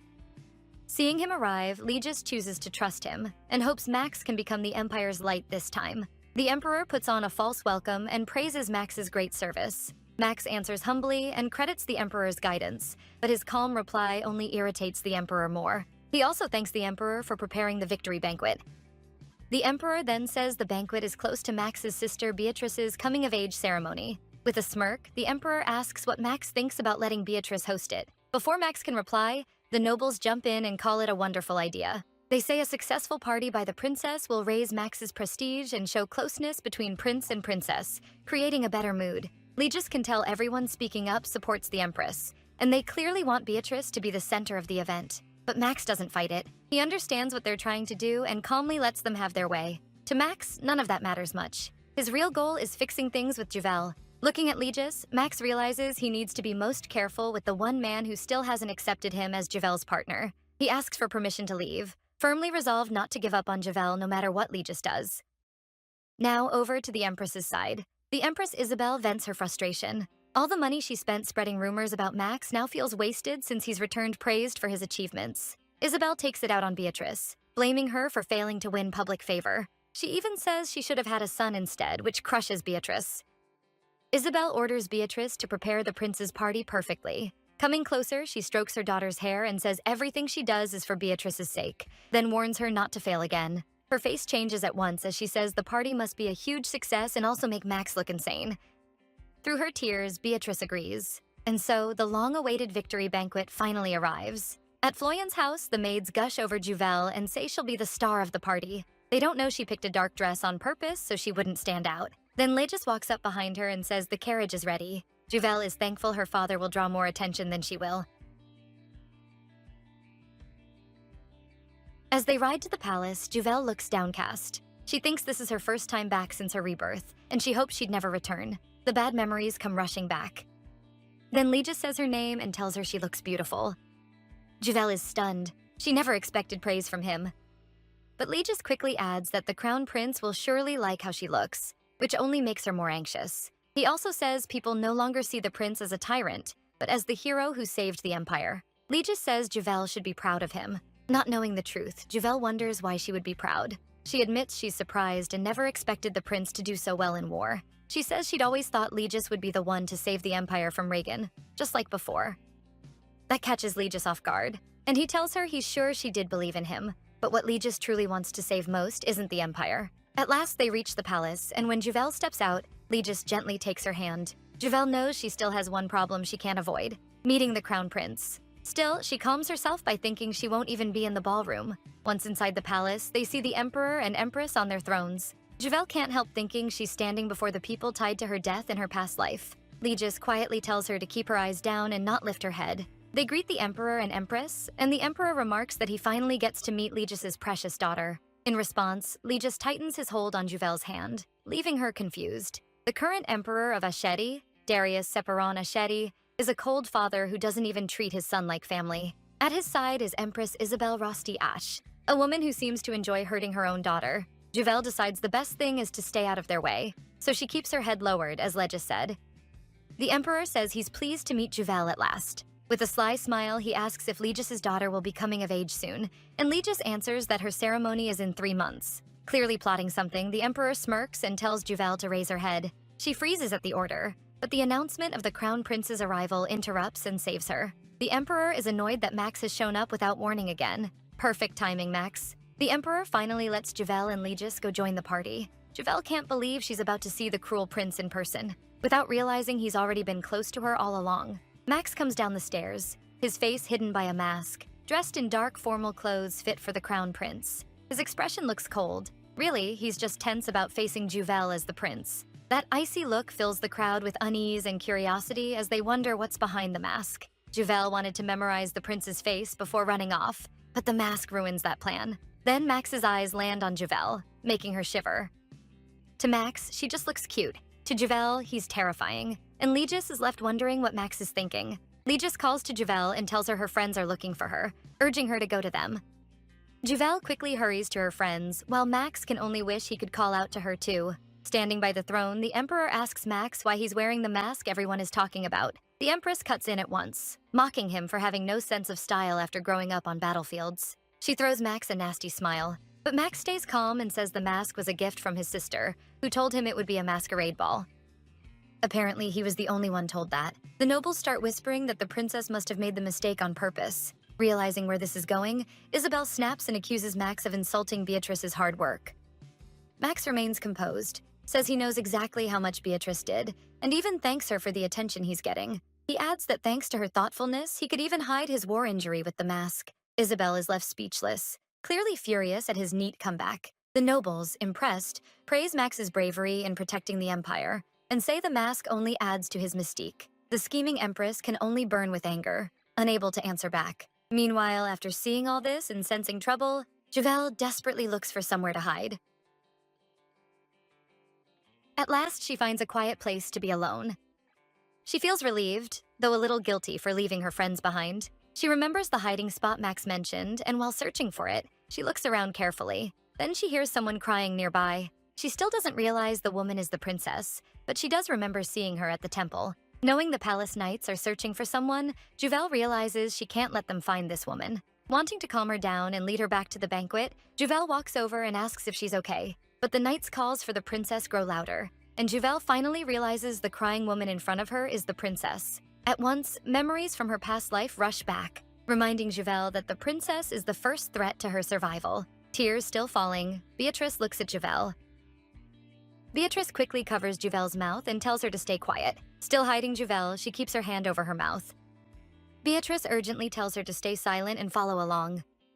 Juvel can barely believe the girl she met at the temple days ago is actually the princess. In her past life, Juvel was supposed to meet the princess for the first time at her coming-of-age ceremony. But instead, they meet here at the prince's banquet. As Beatrice drags her along, Juvel wonders if avoiding the prince was pointless. They enter a room, and Juvel can't stop thinking this may be pushing her closer to her death flag. Then Beatrice suddenly looks angry and lashes out at Juvel for seeing her cry, even though tears are still on her face. She hurriedly claims it was only dust in her eyes. Beatrice warns that if Juvel tells anyone, she won't forgive her. Back in the banquet hall, Max searches the crowd and realizes Juvel slipped away just like she wanted. Just as he's about to find her, the Emperor stops him and asks where he's going.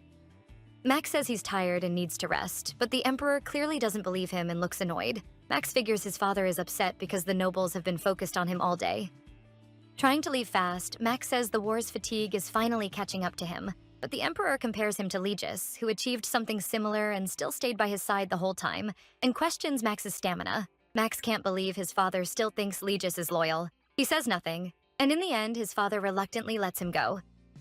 As Max leaves the hall, he wonders what the Emperor is holding over Legis. He has noticed signs that his father trusts Legis far too much to think he'd ever betray him. Max is sure there's something hidden between them.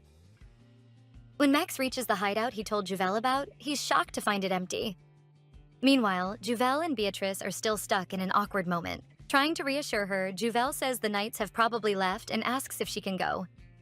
But Beatrice questions why Juvel is being so formal and tells her to act like before. Feeling cornered, Juvel knows she shouldn't get tied up with the princess, but Beatrice suddenly opens up. She admits she did everything she could that day to earn her father's approval, and it still wasn't enough. No matter how hard she tried, no one recognized her. Hearing the hurt in her voice, Juvel asks if it's really worth going that far just to be accepted by someone else.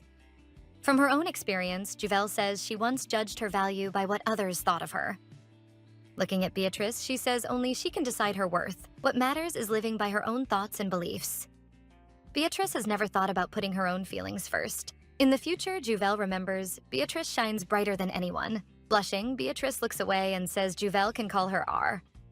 Juvel is startled by how close that sounds, but it seems the two are getting connected fast. Meanwhile, Max searches the palace in a panic, asking everyone if they've seen Juvel. He's getting more frustrated because he can't find her, and worry starts to grow, making him fear something happened. Then Legis appears behind him and coldly points out that Max failed to protect his daughter. Back with Juvel, Beatrice suddenly stands and asks her to leave with her. Juvel wonders if she's feeling better now. Beatrice gives back Juvel's handkerchief and thanks her, but Juvel says it's fine and she can just toss it. Blushing, Beatrice admits she couldn't throw it away and kept it to return it herself. After their meeting at the temple, she had even gone back to pick it up after stomping on it on purpose. Holding Juvel's hand, Beatrice leads her to the door, but just as they are about to leave, the door opens. To Juvel's shock, the crown prince is standing there. His presence is so fierce and angry that Juvel freezes. Before this, here's what happened between Max and Legis. Max begged Legis to tell him where Juvel was, even bowing to him in respect. Seeing how serious he was, Legis finally told him where she was and urged him to get to her before the Empress's knights did.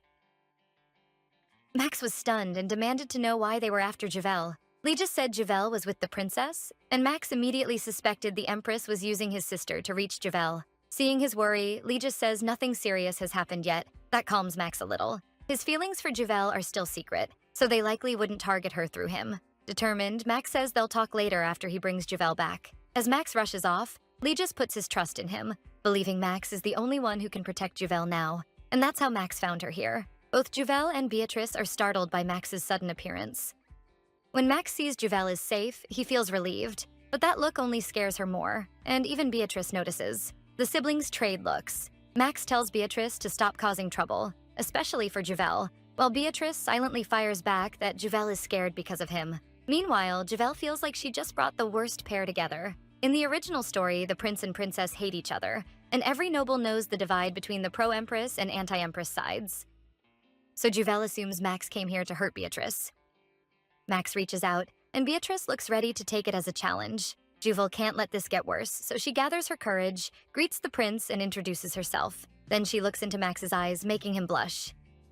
Javel smiles at him, already regretting acting on instinct. But with Max looking like he might explode at any second, she forces herself to stay calm and apologizes, saying she and her friend got lost and wandered in by mistake. She admits they didn't know better because there were no guards and asks him to forgive them. Under Max's intense stare, Javel starts trembling in fear. The prince hasn't even spoken, but his gaze alone is enough to shake her. What she doesn't know is that Max is blushing because she looks even prettier up close. With a softer look, he offers his hand and asks her to come outside with him. Javel is stunned by the sudden invitation and can't process it. Once she settles down a little, she realizes the prince himself is offering to escort her. Watching her brother take Javel's hand, Beatrice gets annoyed. Max suddenly seems like a different person. Even his voice is gentle. She wonders if he's faking it to win people over. But her irritation shifts to curiosity when she notices his expression change. Javel then asks Beatrice if she'll return to the banquet with them.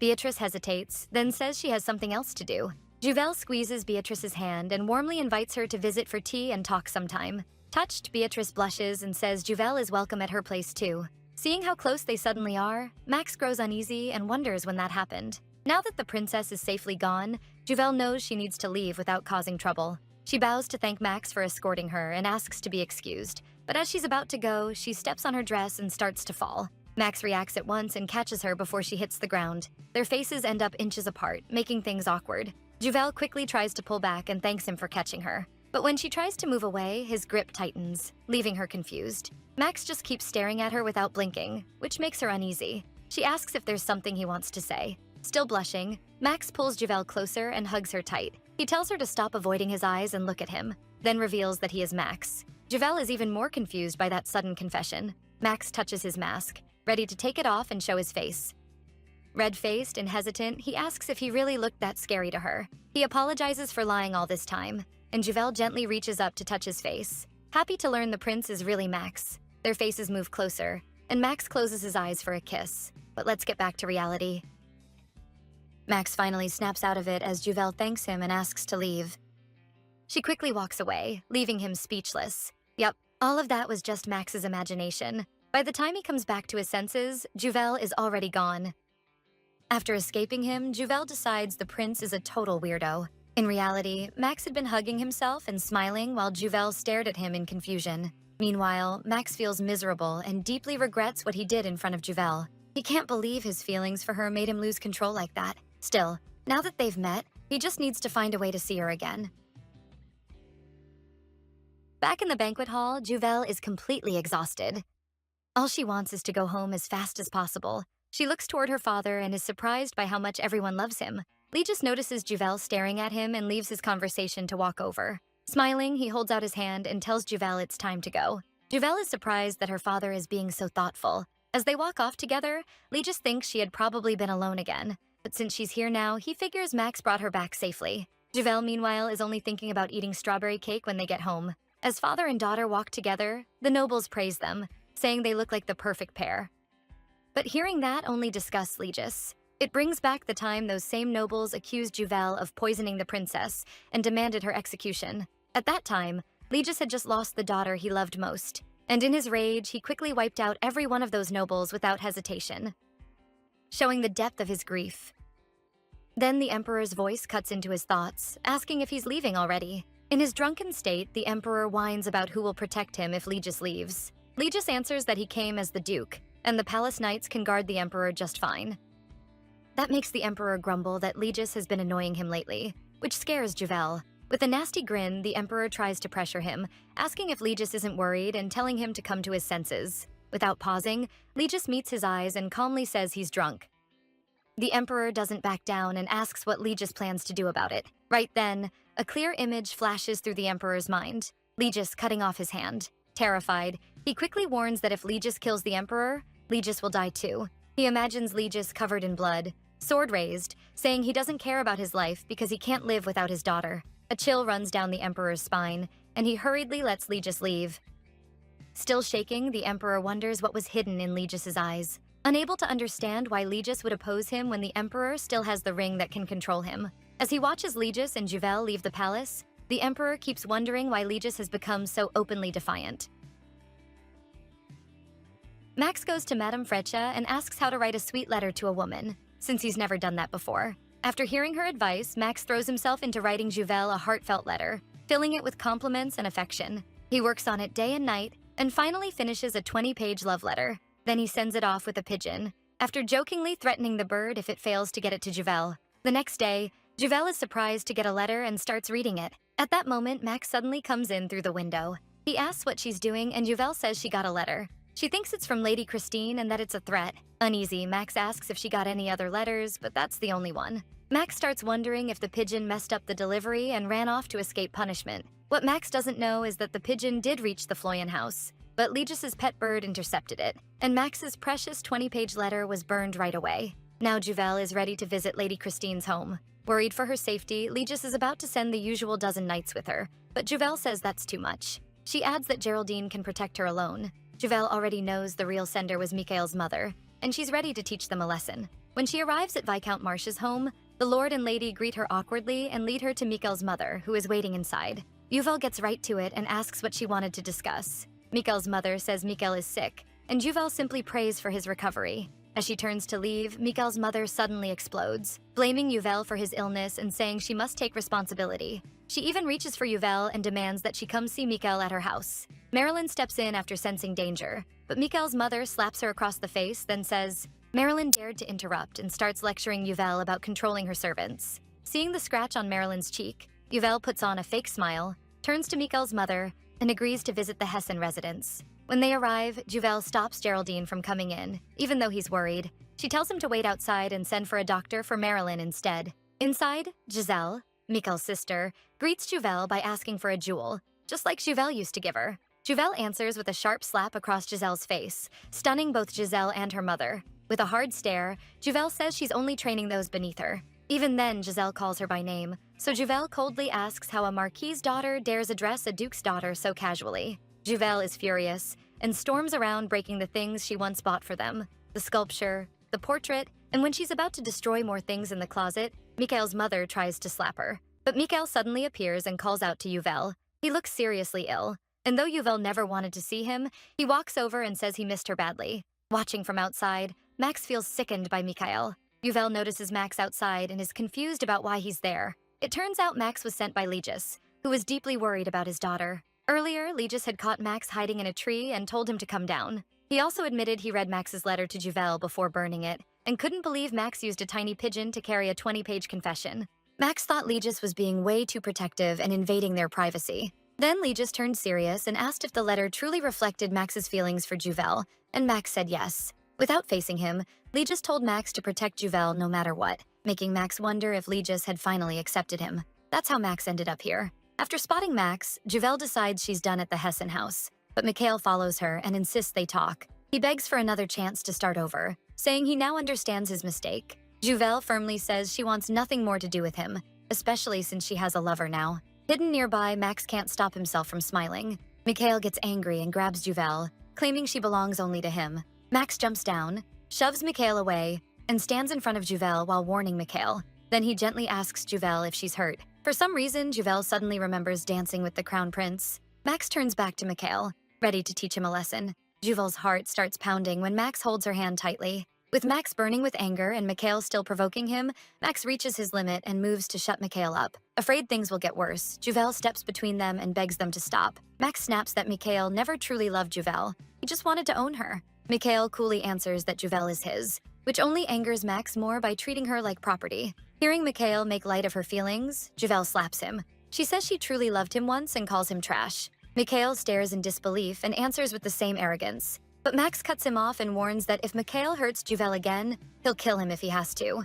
Max vows to protect Juval and says they'll live happily together. Then Geraldine arrives, saying he'll handle Mikhail and that Juval should go with Max. Inside the carriage, Juval thanks Max for helping her. As she treats the wound on his hand, she thanks him again for saving her and standing up for her. She also admits that even if his talk about living happily together was just an act, it still moved her. Max squeezes her hand and says he meant every word. Then he kisses her hand, confesses his love, and says he wants to end their contract relationship. Juval starts wondering whether everything Max has done until now was real. Max plainly says he wants to end the contract and truly date her. Juval wonders if the ease she feels with him and the loneliness when he's gone means she's in love. She tells Max she needs time to think. Her heart is pounding, but Max says he'll wait no matter how long it takes. Even so, he's starting to worry that Juval might reject him. He also wonders when he should tell her he's the crown prince. While he keeps stressing over it, Juval falls asleep as if she forgot someone confessed to her just half an hour ago. Max gently rests her head on his shoulder so it won't slump forward. But even if he looks calm, his heart is racing. Back at the Floyan house, Legis waits for Juval. The moment she returns, he asks for an explanation. Seeing Geraldine there, Juval wonders if he already reported everything. So she decides to tell the whole story from beginning to end. She even admits she destroyed all the gifts she gave the Hessen family so they couldn't demand payment for damages. Knowing Legis had always covered the cost whenever she caused trouble, she feels guilty. So this time she tried to make a scene that wouldn't cost too much. After hearing that, Legis smiles and even thanks her for thinking of him. He finds her consideration so cute that he laughs. Juval feels a huge weight lift off her chest and goes on to tell her father that she met Mikhail and talked with him a little. As Juval starts explaining, tears suddenly spill down her face. That catches Legis off guard. Even Juval doesn't understand why she's crying. Legis immediately gets on his horse, his eyes turning sharp. He says he'll destroy anyone who dared hurt his daughter. After wiping Juval's tears, Legis tells her not to cry and promises he'll be back soon. Juval feels a burst of joy knowing her father is on her side. Seeing how angry Legis is, Max thinks Mikhail is seriously done for. At the Hessen house, a panicked servant runs in and tells Mikhail's parents to get out because the front gate has collapsed. Before they can understand what's happening, Legis crashes through another wall and steps inside with a deadly stare. Furious, Marquis Hessen demands to know what Legis is doing. Legis throws down a bag of money for damages and tells them to move. Then he tears through the Hessen house with one blow. Marquis Hessen and his wife beg him to stop, but Legis refuses, saying trash who forgot their place dared to hurt his daughter. Mikkel shows up, stunned by the scene, and still arrogantly asks Legis what's going on. Legis says he's here because a worm like Mikhail hurt his daughter, so he's destroying this place. He adds that he knows how the Hessen family has treated Juval all this time, and he only stayed silent because Juval didn't want him to step in. After that, Legis leaves them shaking. In her sleep, Juval dreams about her childhood. She sees her father approaching her in blood-stained gloves and clothes. Back then, little Juval was frightened, but when Legis turned away, she begged him not to leave. Juval suddenly wakes up and grabs Legis, who came to check on her. Crying, she begs him not to go. Once she calms down, Juval asks why he's there. Legis says he was worried she might still be upset about what happened earlier. With more courage now, Juval thanks him for going to the Hessen family for her and says she was happy he stood by her. Legis gently holds her hands and tells her he's always on her side. Tears falling again, Juval says she's wanted to talk to him because he's been so kind to her lately. Before, he acted distant and barely noticed her, so she thought he'd given up on her and would leave someday. Hearing that, Legis finally breaks down. He apologizes and says it's all his fault, admitting that the way he tried to protect her only left deep wounds and made her believe he didn't love her. Legis pats Juval's head and tells her to rest, promising they can talk more next time. He then kisses her forehead goodnight and tells her to sleep well. Juval is stunned by that and wonders if she's dreaming. Meanwhile, at the palace, Max storms into the Emperor's room without knocking, startling the Emperor, who is meeting privately with Count Pyrex. Count Pyrex sees Max and asks to be excused. Max instantly suspects they were scheming and considers having Pyrex followed. The Emperor tells Max he'll be Beatrice's partner at her coming-of-age ceremony. Max can barely believe it. Earlier, the Empress told Beatrice to pick Mikhail as her partner, but Beatrice refused. Then the Emperor suggested the King of Regan to strengthen ties between the kingdoms. Beatrice felt awful. thinking her father only saw her as useful, especially when he picked that old pervert. So she ended up naming Max instead. Meanwhile, in Juvel's room, she's happy that the item she ordered from Ian Theodore has arrived. A whistle she can use if she's ever in danger. Then Max suddenly comes in through the window. He blushes when he sees Juvel adorably trying the whistle. He asks how something like that is supposed to protect her. Juvel blows it so loudly that even Max jumps. She explains that people can hear it from far away. Max then says he brought her something too. Kneeling before her, he offers himself, so she can call for him anytime. Whether she needs protection, wants to eat cake, or just feels lonely, he'll come. Hearing how sincere he is, Juvel smiles and realizes she loves him. She's about to confess when Geraldine knocks and tells Juvel to open the door because he heard strange noises from inside. Juvel opens up, says she's fine, and complains that the guards have gotten too overprotective.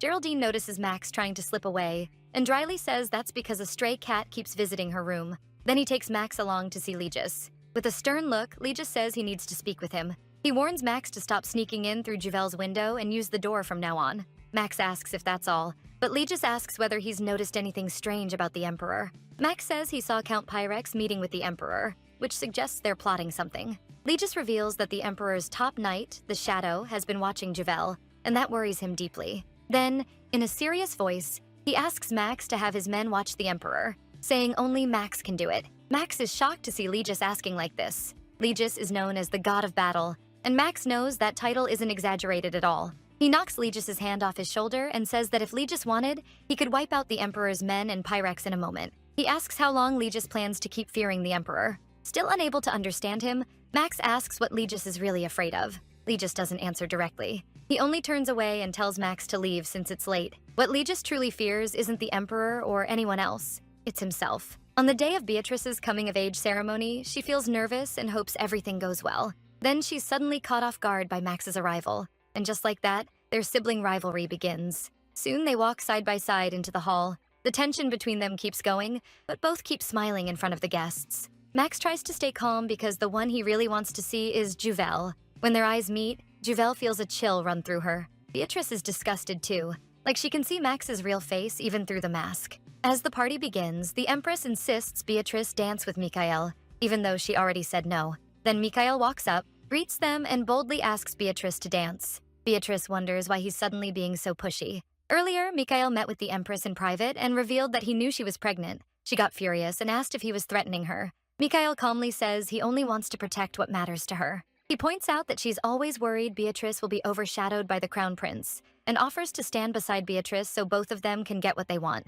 That's why the Empress keeps pushing Beatrice toward Mikhail. With no good way out, Beatrice reluctantly agrees to dance. But then, a servant drops a glass right in front of Max, causing a scene. Instead of getting mad, Max handles it calmly and kindly. That draws everyone's attention to him, and Beatrice uses the chance to leave Mikhail and refuse the dance. Watching from afar, Juvel wonders if the Crown Prince did that on purpose. But when the Crown Prince looks her way, his smile scares her. As she turns away, Juvel notices her father and quickly goes over to talk to him. Earlier, Legis spoke with a magician, but they found no clue about breaking the contract tied to the Circe ring. Still, Legis became sure the Chamber of Shadows was the key, since it seemed like the perfect place for the Emperor to hide it, so they agreed to investigate the chamber. Now it was time to act. Legis notices the Emperor's men watching him from afar. As he leaves the hall, he cleverly lures them in, but then Juvel calls out from behind him and startles him.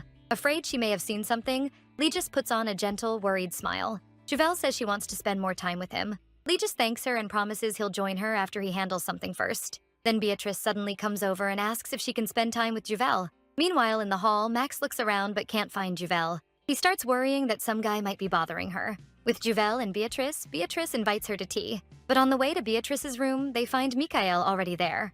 He starts flirting and making excuses, but Beatrice flatly says she's not interested and tells him to leave. Mikhail's tone changes as he brings up how the Empress's pregnancy threatens Beatrice's place. That shocks Beatrice and makes her anxious. Juvel doesn't just watch. She quickly goes to Beatrice and hugs her to comfort her. Mikhail is surprised to see Juvel there, but he keeps pressuring Beatrice to accept him. Juvel reminds him that Beatrice already told him to leave, but Mikhail has no intention of backing down. He orders the guards placed there by the Empress to bring Beatrice to him and drag Juvel away. With no other choice, Juvel blows her whistle as hard as she can, but Mikhail snatches it away and crushes it underfoot. Even then, she still hopes Max or Legis will come save them. Right when things are about to explode, someone suddenly rushes in and kicks Mikhail away. Juvel and Beatrice are both stunned when they realize it's the Crown Prince. He looks truly furious. Juvel can't understand why the crown prince is here, but he doesn't hold back his anger. He drops the guards in seconds, and just as he's about to hit Mikhail, Beatrice stops him, begging him not to kill anyone.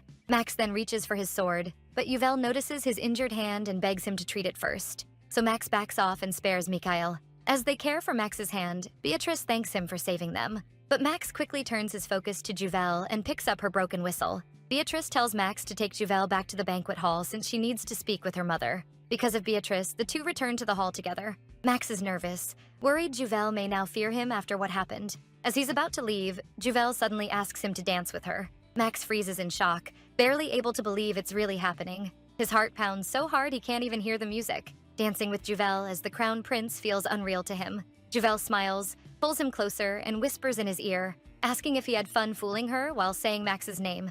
Max tries to dodge the question and pretends he doesn't know what she means. Juvel doesn't let it go. She says they need to talk and tells him to meet her on the terrace. Then she excuses herself and leaves, while Max is left deeply worried. He's confused because this is nothing like what he hoped for. While waiting, Juvel is overwhelmed with emotion. Learning Max is the crown prince explains a lot. His random arrogance despite acting like a commoner, and those moments when he seemed so refined. Finding out he was the person she wanted to avoid hits Juvel hard and leaves her disappointed. Soon Max arrives, still hiding behind his mask. It's clear he wants to keep pretending. Juvel brings up his offer to date her and turns him down, which shocks Max. She tells him she's hurt that he hid being the crown prince. Then Max drops to his knees, apologizing and saying he never meant to deceive her on purpose. He says he hid it because he was scared she'd leave if she knew. He begs her to look at him again, reconsider, and let him stay by her side forever. As Max keeps apologizing, Juvel wonders why he's trying this hard. She remembers when he once told her he loved her, and now she's confused about what he truly feels.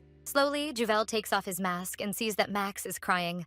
Throwing away his pride, he tells her he loves her, and begs her not to leave him as tears run down his face. Juvel wants to believe him, and she realizes that if Max really is the crown prince, then what she believed in her past life may have been wrong. She gently touches his face and tells him not to cry. Then she softly kisses his forehead. Seeing her smile, Max finally feels relieved. He leans in toward Juvel and gently kisses her lips, showing how deeply he loves her. They keep kissing, making it clear they both feel the same. When they finally pull apart, Juvel admits she's out of breath, and Max quickly apologizes. Then Juvel makes him promise never to lie to her again and to respect her and listen to her. Max agrees right away. Juvel can't help thinking he looks adorable. She points out that he should have told her the truth sooner when she talked about the crown prince. Max says he couldn't, because whenever she mentioned the crown prince, she talked about him like he was a demon from hell. Juvel can't really argue with that. Max asks if she finally believes him now, and if she understands the empress was behind the cruel rumors. Holding his face, she tells him she does believe him and that she knows he's kind and caring.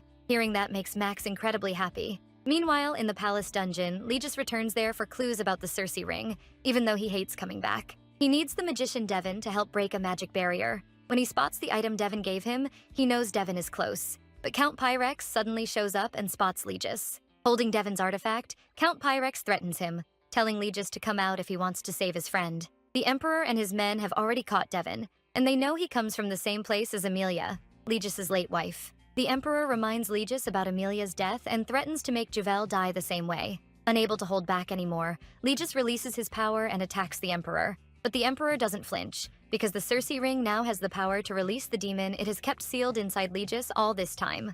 Once freed, the demon asks Legis about turning back time and says only Legis can hear him. Then it brings up Juvel's suicide and, to push him further, mentions Emilia's death too, trying to drive Legis into complete destruction. Legis fights to resist, but in the end the demon takes over his body. Once it fully controls Legis, the Emperor orders him to kill Devon. Just before he can strike, brief memories of Emilia surface and try to bring him back. In one desperate move to fight the demon, Legis stabs his own thigh and tells Devon to run. Even so, Legis is still partly under the demon's control despite trying to resist. Back in the banquet hall, Juvel gets more and more worried because her father still hasn't returned. Her fear eases a little when she sees him walking with the Emperor. When Legis leaves, Juvel tries to go to him, but he only gives her a cold glare. Confused by his reaction, Juvel is approached by Max, who asks what's wrong. She suddenly asks what he'd do if she were jailed for trying to kill the royal family. Would he torture her and have her executed? Max strongly says he'd never hurt the person he loves, and that Juvel and Legis are the only family he has. Juvel then asks what he would have done before they fell in love.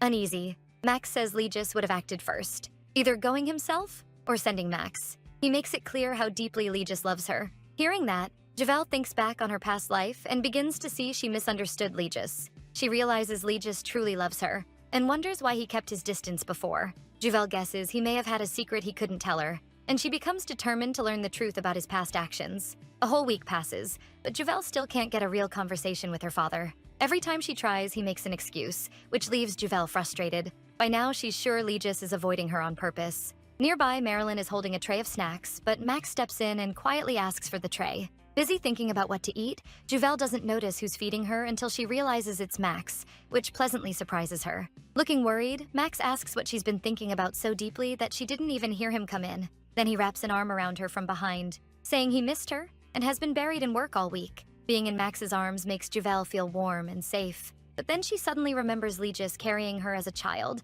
and it gives her a sharp ache in her chest. Concerned, Max tells her to lie down and rest. At the same time, Legis is outside Javel's room, listening. He knocks, and when he enters, he sees Max and Javel standing very close. A dark aura surrounds Legis, stunning both of them. When he asks about the comment about lying down, Javel panics and hurriedly says it's not what it looks like. Still giving off a threatening presence, Legis tells Javel he needs to speak with Max alone. Out in the hallway, Max asks about Legis's leg, but Legis denies being hurt. It's obvious he's hiding something. Earlier, Max had heard from his men about something suspicious in the Chamber of Shadows. They couldn't look deeper because it was too dangerous, but they did see Legis there with blood on his leg. Max can't understand why Legis is carrying all this alone. They end up in the sparring room, and Max is still confused. Legis throws him a sword, and while taking his own, he brings up what Javel once said about her ideal man. With his blade drawn, Legis says Javel wants someone stronger than him, so if Max wants her, he has to surpass Legis. After the Emperor used the ring's power, it took Legis half a day to regain control of himself after the princess's coming-of-age ceremony. The ring's influence faded fast. But the real problem is that the Emperor now knows about Devon. Legis fears the Emperor will use the ring again and control him like a puppet, turning him into a monster that could hurt the people he loves most. Still, Legis figured out one thing from that incident. The Emperor activated Cersei's ring by draining Devon's mana. So if there's no one for the Emperor to drain, he can't control Legis. As long as Devon stays free, Legis can buy time. That's why he's been searching for him. That's also why he had to turn down Javel's request. While he kept searching for Devon and still couldn't find him, Legis realizes this is the only way to protect his daughter. So he declares that Max has to surpass him. Pointing his sword at Max, Legis orders him to fight and win. Max's resolve hardens, and he says he won't lose if Javel's future is on the line. The fight starts with Max rushing in, but Legis dodges with ease. Legis keeps pushing him, baiting Max into harder attacks. He gives Max no opening at all, saying he won't allow Max to marry Javel at his current level. During the spar, Legis keeps pressing Max and even cuts his face. Legis has never gone easy on him. He was the same when Max was younger, always pushing him to get stronger for the people he wants to protect. Max, full of resolve, swears he'll surpass Legis, but Legis is still far better, and Max gets pushed to his limit. Just as Legis moves in to strike the helpless Max, Javel rushes in and desperately calls out to her father. Then her face turns red when she realizes she called Legis dad, like a little kid. Right after that, memories from her childhood with her parents come flooding back. Times when they were truly happy. Javel never expected to remember any of that, and it hits her hard. Seeing her shaken, Legis immediately grows worried. Once Javel calms down, she apologizes for calling him dad, but Legis gently pats her head and tells her she can call him that if she wants. That only makes tears spill down Javel's face, though she doesn't even know why. Both Max and Legis get worried, and Legis even asks if he did something wrong. Javel admits she's scared he'll go back to treating her coldly like before. That leaves Legis with mixed feelings, and he pulls Javel into a hug while apologizing. Max tries to cheer her up too, joking that fathers-in-law are usually the quiet type, and Javel laughs and agrees. Later, while they have tea together, Max openly fusses over Javel. Watching them act so sweet, Legis reminds Max he still hasn't approved him. He says that until Max can beat him in a spar, he should stop getting too touchy with Javel and definitely quit calling him father-in-law. Max argues he was only trying to comfort her. Legis snaps back that cake is enough comfort and tells him to keep his hands off her. Javel suddenly thinks about how she used to be terrified of the crown prince, and Max admits that really hurt him. Legis turns serious and asks if Max had been hiding his real identity from Javel the whole time. Javel explains that she found out during the princess's coming-of-age ceremony. Holding back his anger, Legis says he thought Javel was dating the crown prince knowingly, but she calmly explains she started the contract relationship because she believed Legis planned to marry her to him. Trying to ease the tension, Max awkwardly jokes that at least they know the crown prince is cute and adorable. That only makes Legis angrier, and he says he regrets taking Max as a student instead of sending him to hell to study under the devil. Juvel stands and asks to leave so Max and Legis can keep talking alone. Legis still can't believe Max dared to deceive them, but Max calmly says he didn't lie. He just didn't tell them. Then Max brings up Cersei's ring and says they need to understand what it is, which makes Legis go pale. Through his own sources, Max already learned the identity of the magician who was with Legis in the Chamber of Shadows. After the current emperor took power in the Asha Empire, a law banned anyone but the royal family from using magic, and people were told the empire's magicians had gone into hiding.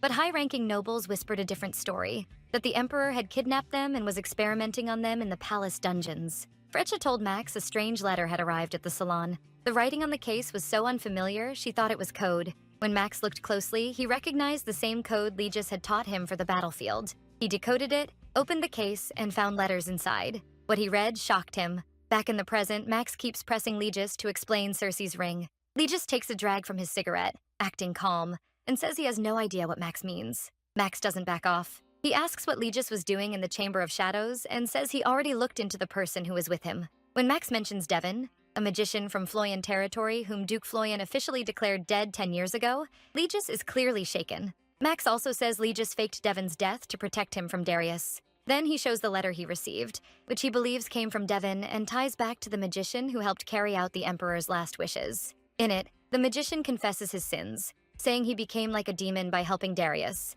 and now plans to end his life to save the world. He admits he followed Darius's orders, stealing mana from many of his fellow magicians and giving it to the Emperor. He knew those people would soon die, but he was too afraid to give up his own mana, so he couldn't stop.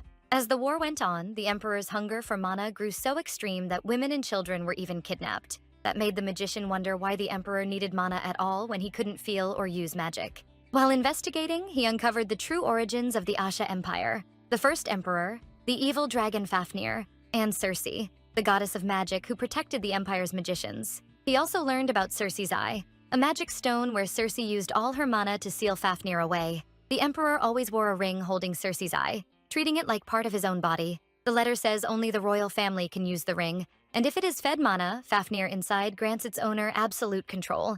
Still, parts of the letter are damaged and unreadable, and Max is trying to restore them. Even so, he's already found the part that matters most to him. The ring's contract holder, the one bound to serve the Emperor, is Legis Adrefloyan. Max demands to know why Legis made a contract like that. Legis, clearly unwilling to explain more, tells Max to leave. Still, he offers a deal. They'll spar twice a week, and if Max beats him, Legis will tell him everything and allow him to marry Yuvel. The truth is, Legis never made that contract for the Emperor. He did it only to protect his beloved wife, Emilia. At the Hessen residence, Mikhail is boiling with frustration over his failed plan. Seeing how upset he is, Radian steps in and points out that the first Asha Emperor was a magician, yet no one has shown magical powers for 3 generations. He hints that the princess might be the one born with magic. The idea delights Mikhail, and he starts plotting how to use it for himself. At the Floyn residence, Juvel warmly welcomes her friends and introduces Beatrice to them. At first, the ladies are a little uncomfortable around the princess, but once Beatrice chats with Juvel and smiles warmly, their tension slowly fades. They're here to help Juvel get ready for her upcoming coming-of-age ceremony. During their talk, Beatrice notices Max watching from outside. She goes over and asks why he's there. Max shocks her by saying Juvel is his wife, but Beatrice brushes it off as another one of his delusions. Max then brings up Mikhail meeting with the Empress. Beatrice quickly says she already told the Empress everything needed about Mikhail's character, so there should be no problem. Then Juvel suddenly appears behind them. Max quietly tells Beatrice not to reveal the secret that Juvel is his wife. In the end, Beatrice treats it like nonsense and heads back inside. When Juvel asks Max to greet her friends, he politely refuses, especially with Beatrice there. He knows she's a terrible actress and worries she might accidentally expose him as the crown prince. Max explains that he hides his royal identity because there are always people looking to take advantage of any weakness. That's why only a few people know the truth. Legis, some trusted allies, and Juvel. Then Max opens up to Juvel about what happened after his mother died. After her death, Isabel became empress and tried to poison Max. When that failed, she spread cruel rumors about him. Max turned those rumors to his advantage, making people fear him so much that no one dared challenge him. But it also pushed away Juvel, the person he cares about most. Hearing that deeply moves Juvel, and she wraps him in a warm, comforting hug. Later, back at his place, Max asks if the letter restoration is finished. As he reads the restored parts, he's stunned by what he finds. The letter reveals that the contractor and the master share a life bond. If the master dies, the contractor dies too. Max has always chased 2 goals, killing Darius and taking the throne. But Legis kept delaying him and hiding signs of rebellion instead of helping directly. Now Max realizes it was all because of that life bond, and it deeply shakes him. He understands how serious it is and how close it came to driving Juvel into despair. Determined to stop that, Max orders Frisha and Victor to watch Pyrex closely and search the old palace records and artifacts for more about Circe's ring. At the Asha Palace, Mikhail is granted an audience with the Emperor. Based on what he found in an ancient book, Mikhail is convinced Beatrice is the Empire's hidden magician because of her red hair and eyes. The Emperor says he once thought the same. When Beatrice was born, someone claimed they sensed mana from her, but that hope was crushed when it turned out to be false. After Beatrice failed to meet his expectations, the Emperor had no choice but to use Circe's ring to enslave the Empire's hero and take back his throne. Mikhail knows the Emperor still hopes Beatrice could be the Empire's magician, so he boldly suggests a way to awaken that hidden power. He says the first Emperor's magic awakened when she was in danger. Mikhail proposes doing the same by putting Beatrice in a life-or-death situation. The Emperor laughs at the nerve of it, then agrees. Back at the Floyan estate, Legis is busy working when someone knocks. Thinking it's Derek, he says to prepare the finest coming-of-age ceremony for Juvel without even looking up. But when he finally looks, he's startled to see Juvel there with food. Juvel says she wants to plan her own celebration now that she's an adult. Her determination clearly moves Legis. But then a pigeon comes in through the window and Juvel panics. She quickly asks to leave. Seeing his pet pigeon Sally, Legis realizes Juvel is still scared of small birds. Then he notices a letter tied to Sally's foot and starts reading it. It's from Devon, letting Legis know how he's doing. Devon also says he sent the item they were looking for to Max, Legis' student. He apologizes, saying he wants to help, but he can't return to the Empire anymore. So Legis is left with no choice but to help Max take the throne.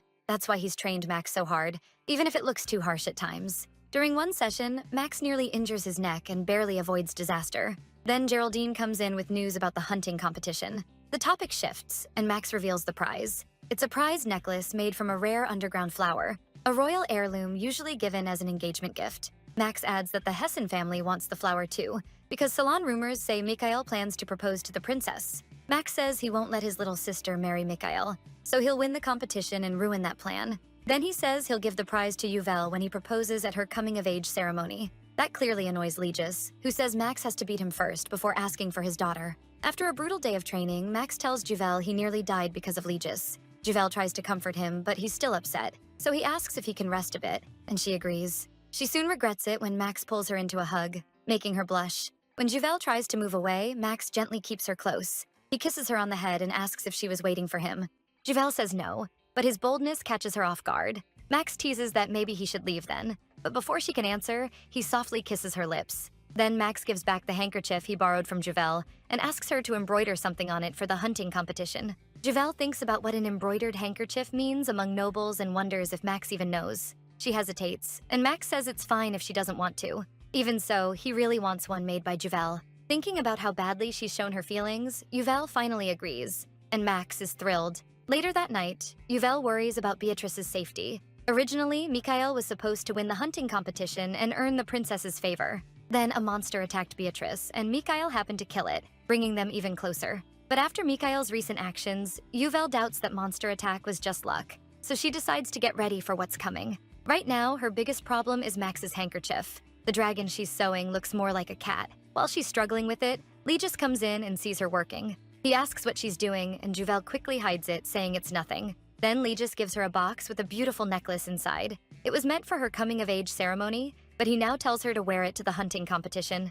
Confused, Juvel asks why it's important. Legis says it was left to him by the only woman he ever loved, and that it will protect Juvel. He explains that Amelia meant to give this keepsake to Juvel when she became an adult. That brings back memories of Juvel as a baby and of Amelia, who carefully prepared the necklace. Every day she poured her magic into its mana stone so it could protect Juvel. Remembering that, Legis looks a little bitter. Then Juvel quietly asks if her mother really loved her. She says her memories of Amelia are blurry, and only recently has she started recalling small happy moments of the three of them together. Legis gently hugs Juvel and assures her that Amelia loved her deeply, saying Juvel was a precious gem to both of them. At last, the day of the hunting competition arrives, and the participants are full of excitement. When the Floyan group arrives, everyone notices them. Even the Floyan knights catch the ladies' attention. Seeing Geraldine's odd expression, Legis asks Juvel about it, and she guesses Geraldine is trying to look charming for the ladies. Geraldine suddenly shouts that the Floyan knights are the Ashset Empire's protectors and the guardians of its women. That catches Legis and Juvel off guard and makes them both blush hard. Legis decides he'll discipline his knights after the competition. Once everyone is gathered, the Emperor opens the hunt. Elsewhere, Mikhail stands by a beast's cage and promises it will be released soon. Yuvel finally manages to slip away with only one guard after telling the other knights to stay put. She meets Max at their usual spot and gives him the handkerchief she embroidered, along with a small charm pouch. Yuvel says the scent inside will protect him. Max is deeply touched by the gift and thanks her before kissing her softly. At the royal viewing area, Beatrice asks her parents if she can watch with her friends. To her surprise, the Emperor says yes and tells her he's already prepared a place for them. Beatrice is overjoyed. As she goes to find her friends, she runs into Juvel. Suddenly, someone hidden from sight bumps into Juvel,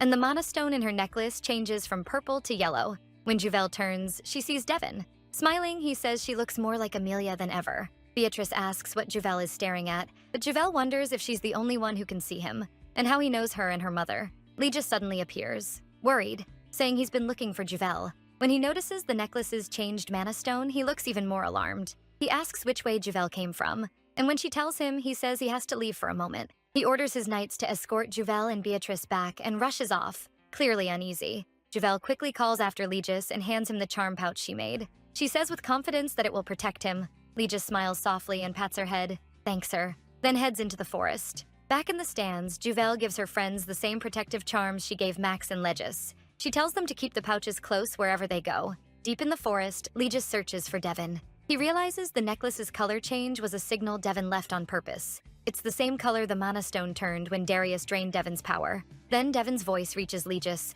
warning him not to turn around because the Emperor's spies are nearby. Devin explains why he came. He warns that Juvel is about to become an adult, which means the memories sealed on the day of Amelia's funeral at Legis's request can soon be restored. Legis looks deeply worried, afraid Juvel will remember her mother's tragic death. He says he wants to spare her from that pain, but Devin gently reminds him Amelia's death was not his fault. He says Legis must let go of that guilt, because the seal blocks not just the pain, but Juvel's precious early memories too. Legis admits he's afraid that if those memories return, Juvel will fully realize how much he loves her. And when he dies someday, she'll suffer the same terrible grief he felt after losing Amelia. Then, Devin reveals something important. If Legis repeats the words he said when Juvel's memories were sealed, they will come back. But their talk is suddenly cut off when Darius appears with Count Pyrex as if out of nowhere, catching both of them by surprise. In the audience area, Juvel grows anxious because her father still hasn't returned. What she doesn't know is that Legis is trapped by Darius. Annoyed, Darius demands to know where Devin is, saying he heard Legis talking to someone. He brags that he can use the same magic as the ring's owner and enjoys showing off that power. Ironically, Devin's own power has trapped him. Fed up, Legis glares at Darius and says he talks too much for someone who relies on the ring. That sets Darius off, and he says a disobedient slave like Legis needs to be taught a lesson. Before he can go on, Legis suddenly puts a dagger to Darius's throat and warns him. He says if Darius uses the ring, Legis will die at once.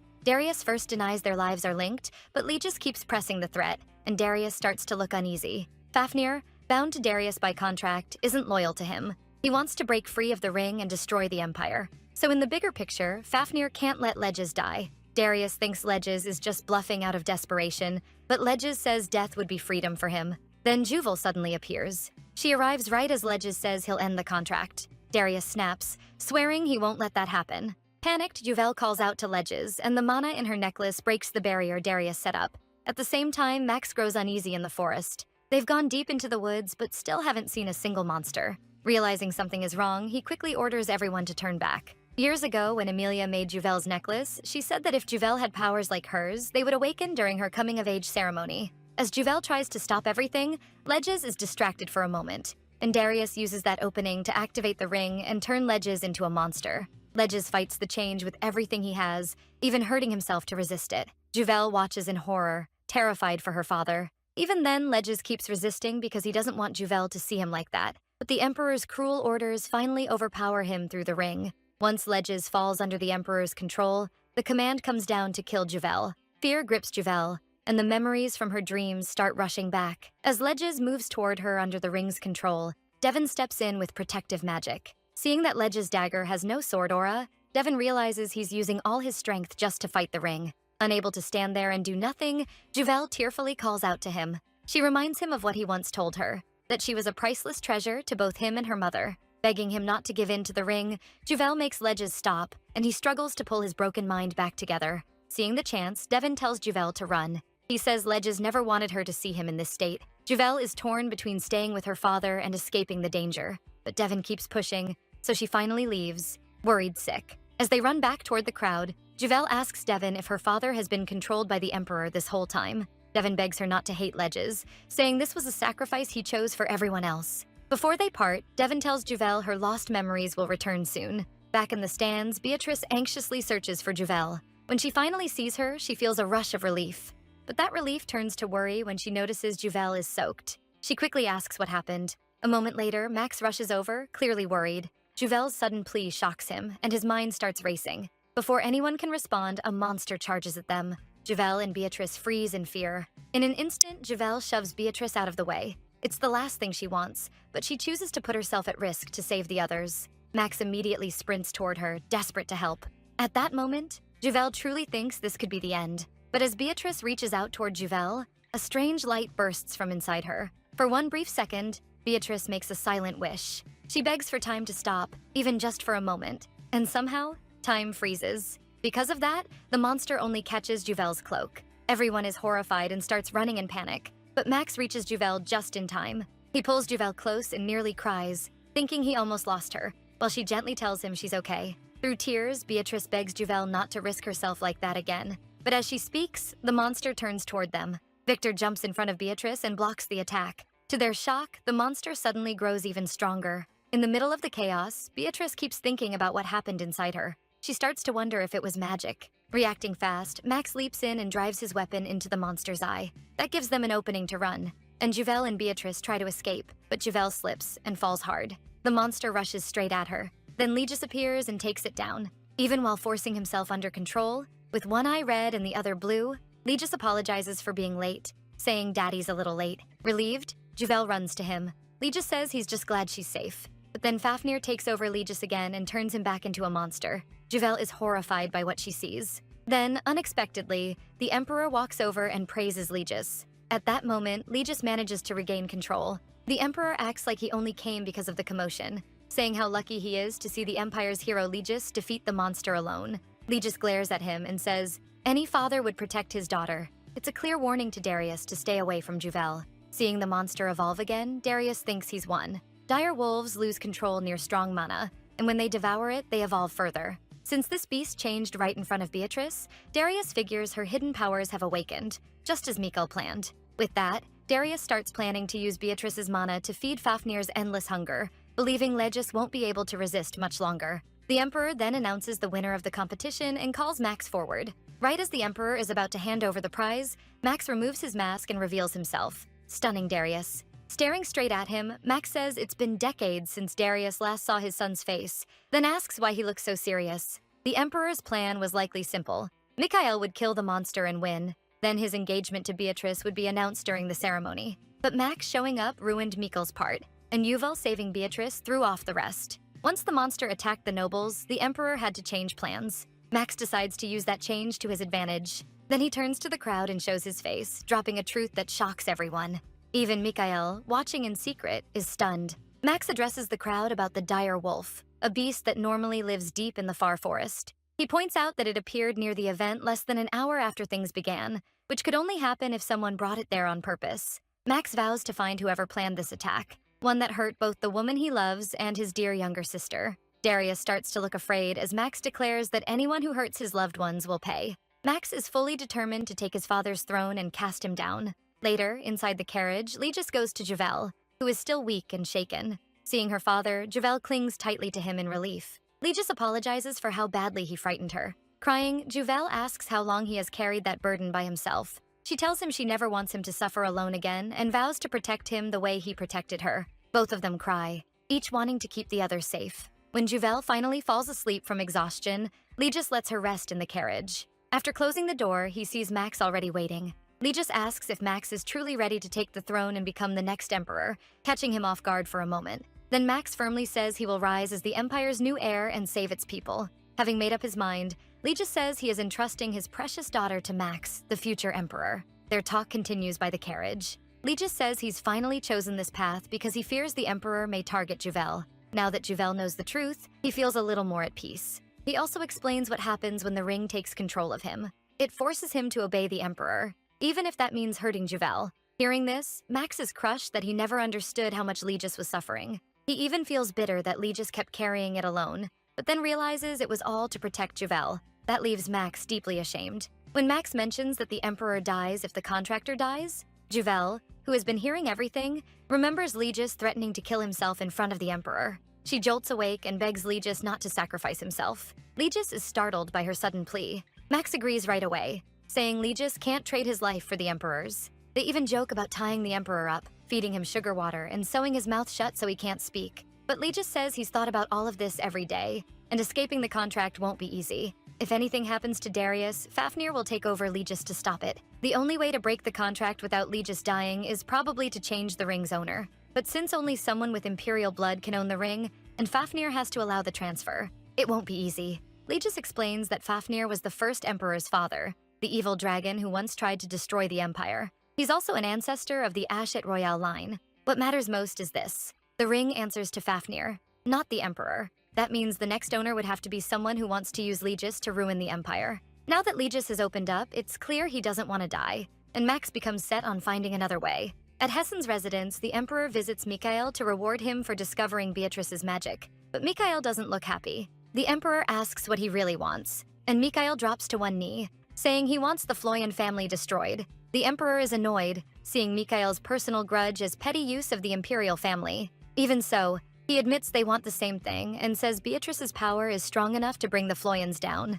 At Salon Blooms, Freya is stunned to hear Max plans to propose to Juvel on her birthday. She can barely believe he wants to do it in public. Max imagines the grandest proposal in the Empire, with nobles everywhere cheering them on. Freya thinks the opposite will happen. People will just gossip behind their backs. Max keeps going. Sure, even the cold Legis will cry tears of joy. Freya warns him Legis might be furious instead. Max still pictures Juvel shyly accepting him, like a perfect ending. Freya, though, thinks Juvel might panic and shout his name. Max refuses to back down and even asks Freya to prepare Juvel's gift that day. Freya forces a smile, clearly worried. She then brings up the rumors spreading through noble society. Now that Juvel's so-called commoner lover is known to be the crown prince, her reputation has taken a hit. Freya says the gossip will get worse, with people claiming Legis is using Juvel's marriage to the crown prince to spark rebellion. Max is bothered by that, but he doesn't change his mind. He says the nobles' opinions don't matter. To him, the proposal is a way to show everyone Juvel is his, and keep anyone from hurting her again. Knowing she can't stop him, Freya says he should at least make it as grand and romantic as possible to improve his image. He needs to show the ladies that life under his rule won't be miserable. If he proposes in a way that makes every woman jealous, Freya says Juvel will surely say yes. Embarrassed, Max agrees. Then he suddenly asks Freya to investigate Fafnir, which shocks her since that's a forbidden subject in the Empire. Max says he wants to know why Fafnir tried to destroy the Empire and how he was sealed, and he wants every detail. Back at the Floyan house, Juvel is busy getting ready for her birthday party and is so focused she doesn't notice Legis bringing her food. He gently reminds her not to skip meals just because she's busy. Startled at first, Juvel quickly lights up and shows him everything she's been planning. Then Legis suggests a walk around the Floyan lands, thinking it might help clear her mind. Juvel happily agrees. The next day, Legis and Juvel get ready to leave with the Floyan knights escorting them. Right as they're about to get in the carriage, Max appears out of nowhere, acting hurt that Juvel planned to go without him. He insists on coming too, smiling brightly and saying he even warmed Legis's seat. Juvel is startled, and Legis is clearly annoyed. As Max moves closer to Juvel and starts showing affection, she tries to hold him back. Seeing them get too close, Legis steps in and tells Max to let her go. Today is for family, not him. It almost feels like their usual clash is about to start again, but Max keeps smiling and refuses to leave. Legis smiles too, though it's clearly forced, and says no. Then Juvel grabs Legis's arm and begs him to let Max come, saying she wants to show him where she grew up. Legis hesitates, but he finally gives in to his daughter's plea. Just as Max and Juvel move to hug, Legis sharply reminds them there will be no public affection. Both of them reluctantly agree, but the second Legis looks away, Max sneaks a kiss onto Juvel's cheek, catching her by surprise. At last, they reach the old country house, the former Floyan home. Inside, Max feels how warm the place is and understands why Legis once cared for it so much. He spots a childhood picture of Juvel and can't get over how cute she was. Then he finds a photo of young Legis with his parents and is surprised by how serious Legis looked even back then. When Max sees a picture of Legis with his wife Amelia, he realizes Legis could smile so warmly when he was with the woman he loved. Later, Legis takes Juvel to visit her mother's grave, their first time there together in a long while. He came to pay his respects to Amelia, silently apologizing for taking so long to bring Juvel. When Max gets Legis alone, he asks if he truly loved his wife that much. Legis says he still does. Max then asks if he made the contract with Cersei's ring for Emilia's sake. Legis only says Max will learn soon enough. More than anything, he hopes Juvel won't be hurt by the memories that return. At the palace, Beatrice has tea with the Empress, who starts insulting Juvel and claims she chased Max just to become Empress. Beatrice immediately defends her friend. The Empress is furious that Beatrice sides with Juvel instead of her. Hidden nearby, Victor watches everything. After learning the monster at the hunting event was sent by the Emperor, Victor realized Beatrice had been put in danger by her own father. Believing he was the only one in the palace who could protect her, he told Max he would do whatever it took to keep her safe. That's why he still guards her from the shadows. Then Beatrice suddenly asks about the baby in the Empress's womb, and when she plans to tell the Emperor, the Empress grows uneasy, avoids her eyes and says she'll tell him once the baby is stronger. Just then, the Emperor appears, startling the Empress. He tells Beatrice he needs to speak with her. As they leave, the Emperor briefly looks at the Empress's stomach, hinting he may have heard their conversation. Beatrice is shocked when they stop in front of the dungeon. She nervously asks why she's there, but the Emperor smirks and tells her not to worry. She isn't in danger. Victor, following in secret, can't go any farther and wonders what the Emperor is planning. Inside the dungeon, the Emperor calls for Fafnir, and a dark hand suddenly reaches toward Beatrice. It comments that her red hair makes her look more like him than Darius. Terrified, Beatrice screams and covers her ears. A horrible metallic shriek fills the room and makes her ears ring. The Emperor yanks her hands away and tells her not to cover them. He orders her to greet Fafnir, the founder of the Empire and its first emperor. At the sight of him, Beatrice is frozen with fear. Fafnir tells her not to be afraid, saying her magical talent came from him. He promises to teach her magic himself and reveal the hidden truth behind the Empire's founding, making her the greatest mage in the world. Then the Emperor adds that if she goes along with it, he'll hand the throne to her. Beatrice can hardly believe it. The seat her mother wanted so badly and her father never seemed willing to give up is now being offered to her, and she knows something is wrong. Back in her room, Beatrice reads a letter from Juvel. Juvel writes about getting ready for her birthday and says she wants Beatrice there. That makes Beatrice head out to find a special gift for her friend. While she's walking through town, a strong gust blows her hat away. To her surprise, Victor appears and catches it. He says it's a nice surprise running into her there. Later, in front of the secret auction house, Beatrice is surprised to find Victor there too. Victor quickly says he wasn't following her on purpose. He came on his lord's orders. Once the auction begins, the main item is revealed. A hidden imperial treasure, a tiara with protective magic worn by the first empress until her death. Beatrice instantly decides it's the perfect gift for Juvel. Then Victor suddenly asks what happened between her and the Emperor in the dungeon the day before. He also reveals that the hunting competition incident was planned by the Emperor. Beatrice is completely shaken. Victor tells her everything he knows, including that the Emperor tried to kill her. Beatrice starts trembling as she realizes her own father really tried to take her life. As the tiara bidding nears the end, the price goes beyond the money Max gave Victor. With no other choice, Victor suggests they work together. Back at the Floyan estate, on the night before the party, Juvel carefully checks every last detail and finds everything in perfect order. Legis comes over and tells her he's proud of her, which makes Juvel beam. But then Juvel suddenly feels like she's forgotten something. Marilyn brings up her first dance partner, and Juvel realizes she still hasn't chosen one. Now she's stuck between Max and Legis. As night falls, Legis grows more anxious about the day Juvel's memories return. Once that happens, she won't be able to hide her mana anymore. And after her recent collapse, he's afraid it could go out of control. So, to keep Juvel safe, Legis orders Derek to have a doctor ready at the party tomorrow. On Juvel's birthday, the guests start arriving, and Juvel greets them with Legis at her side. Meanwhile, Max is clearly up to something. His people stay hidden in the bushes, quietly signaling each other. Frisha warns them that nothing can go wrong today. She's set on making the proposal work perfectly, then gives Max the signal once everything is ready. Seeing that, Max relaxes. Sure, his team can pull off the greatest proposal ever. Juvel warmly thanks everyone for coming to celebrate with her. Legis steps up and offers his hand, ready for Juvel's first dance. But she chooses Max instead. Max is thrilled, while Legis hides his hurt and accepts it. Poor dad. Someone even offers to dance with him instead. Juvel and Max happily share the dance. From the side, Legis watches them, and Derek asks if he's bothered. Legis admits it stings a little, but if Juvel is happy, that's enough for him. While they dance, Max quietly tells Juvel he wants to say something important in front of everyone afterward. Juvel touches his face and says she'd rather hear serious things in private. Realizing he has to change plans, Max asks her to meet him on the terrace after the party. Juvel pulls him closer and agrees with a bright smile. At the same time, Beatrice pulls Victor out of the hall, saying she needs to talk. On the terrace, she asks about the gift they bought for Juvel before. Then suddenly, fireworks light up the sky beside them with messages of eternal love. The guests immediately start congratulating them, leaving Beatrice red-faced and stunned. She asks Victor if he was trying to propose to her. Just as embarrassed, he shoots back that she was the one who dragged him outside. Now back to Legis. Juvel asks him to dance, catching him off guard while he drinks alone. She says the first dance is supposed to be a daughter's last dance with her family, and she doesn't want that. Instead, she asks him to dance with her until the party ends. That leaves Legis relieved and thankful that Juvel still cares so much. As they dance, Juvel warns him not to do anything strange while she's away. Legis pauses, softens, and promises he won't. Beatrice then walks up to Max, unhappy, and demands to know what he was planning. As she starts asking if he meant to propose to Juvel, Max presses a finger to her lips to stop her. Looking dead serious, he says no sane person would propose in public. Important things should be said in private. Then he changes the subject and asks about what happened in the dungeon. Eventually, the party comes to an end, and after the guests leave, Juvel quickly goes to find Max. Earlier, he'd hinted he needed to tell her something important, and he's been waiting for her. When Juvel sees how nervous he looks, she smiles.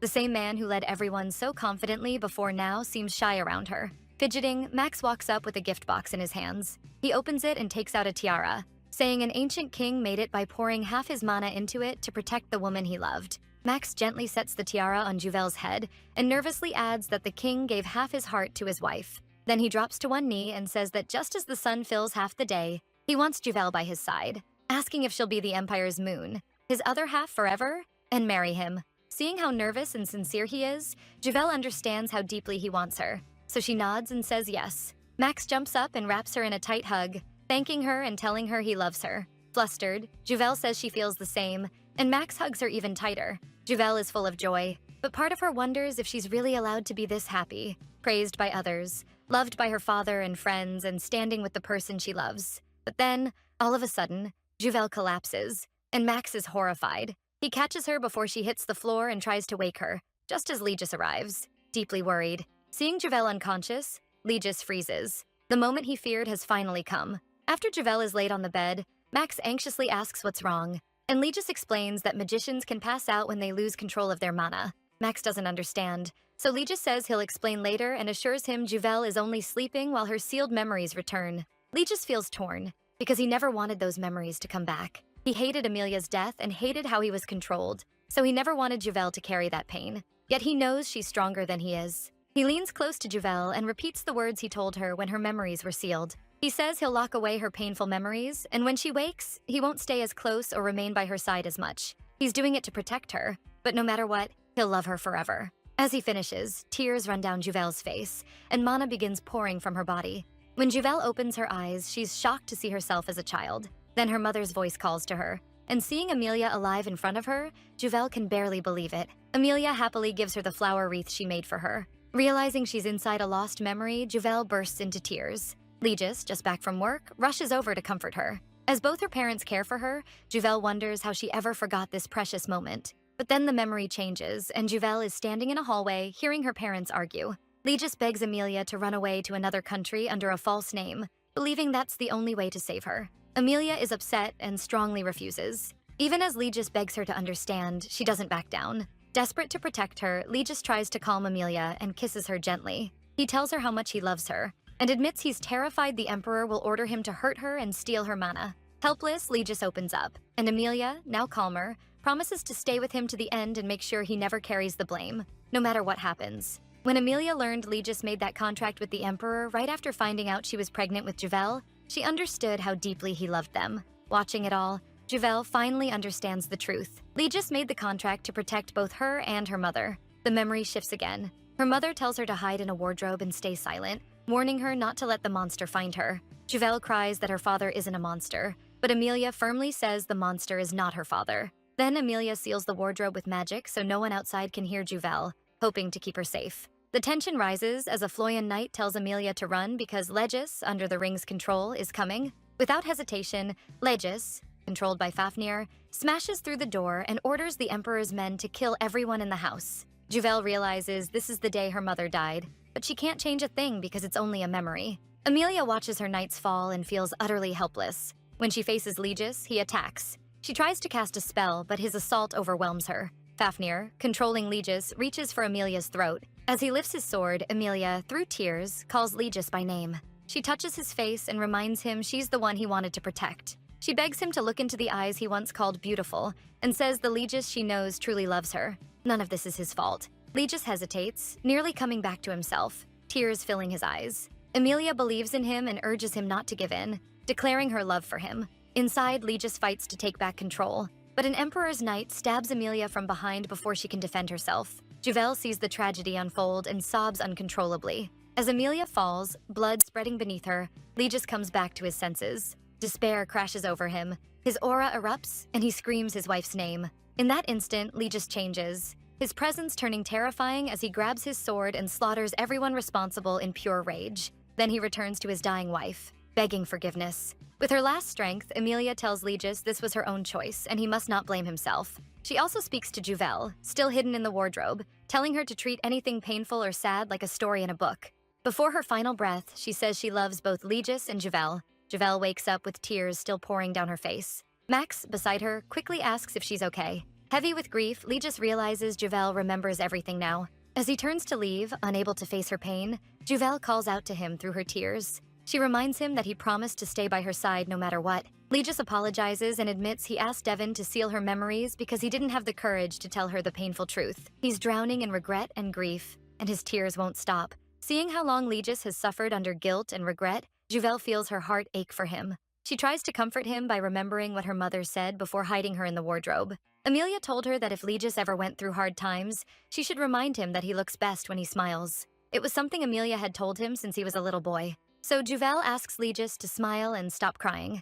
After crying together, they sit down for tea, while Max still worries about Juvel. Wanting answers, he asks Legis how he broke free from the Emperor's control. Legis says it was probably because of the mana Emilia poured into the protective spell right before she died. By resisting the Emperor with his own will, Legis became an Ascended. He explains that when a swordsman goes beyond human limits, they stop aging. So Legis has barely aged since Emilia died. Knowing Emilia was the Empire's last magician, Max realizes Juvelian should have magic too, and Legis confirms it. Juvel is shocked, since Legis had sealed both her memories and her magic. Legis then explains that Juvel used that magic to save him during the hunting competition. But Juvel still doesn't understand, because she thought this world was just a storybook. Legis guesses Emilia cast a spell on her to make her see it that way. Max asks why Legis hid all this for so long, saying he would have helped if he'd known. With a bitter look, Legis points out that Max has changed a lot. Back then, he didn't care about Juvel, ignored advice, and did whatever he wanted. Legis adds that he was surrounded by enemies and planned to carry everything alone,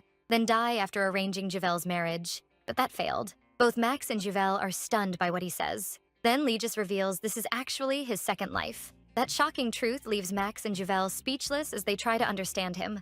Legis keeps apologizing and admits that in his first life, Juvel died because of him. So he risked everything to start over. Back when Juvel was falsely accused of poisoning the princess, Legis never once doubted her innocence. He knew she could never do it, but the situation was already out of control. People already suspected Juvel, and no one cared about finding the real criminal. It looked like the Emperor would question Juvel himself and accuse her of trying to kill the imperial family. Legis couldn't let that happen, because if her life was threatened, her magic might awaken and expose her to the Emperor. So he decided to hide Juvel somewhere magic couldn't be used, where she'd stay safe until he could save her and until the Emperor's watch over her was gone. He gave Juvel a dagger so she could defend herself, but she sadly misunderstood and thought he meant for her to kill herself. After hiding Juvel in the Chamber of Shadows, Legis immediately went to find Max. At that time, Max was still a hard-to-handle tyrant. Legis offered to help with Max's plans if Max would save Juvel and keep her safe. Max agreed, calling it a trade. Juvel's life for his father's. The wait after Max left felt endless to Legis. Then Victor rushed in, panicked, and told him to come at once. What Legis found broke him. His beloved daughter was lying there, dead. Max apologized and said he tried to stop her, but Juvel took her own life the moment he arrived. Legis was crushed, blaming himself and begging her forgiveness. But nothing could bring Juvel back. He held her body for what felt like forever, completely helpless. As she grew cold, Legis Adrefloyan was gone too. He returned to the hall and, driven mad with grief, attacked everyone there. He even wounded the Emperor when he tried to call on Fafnir to stop him.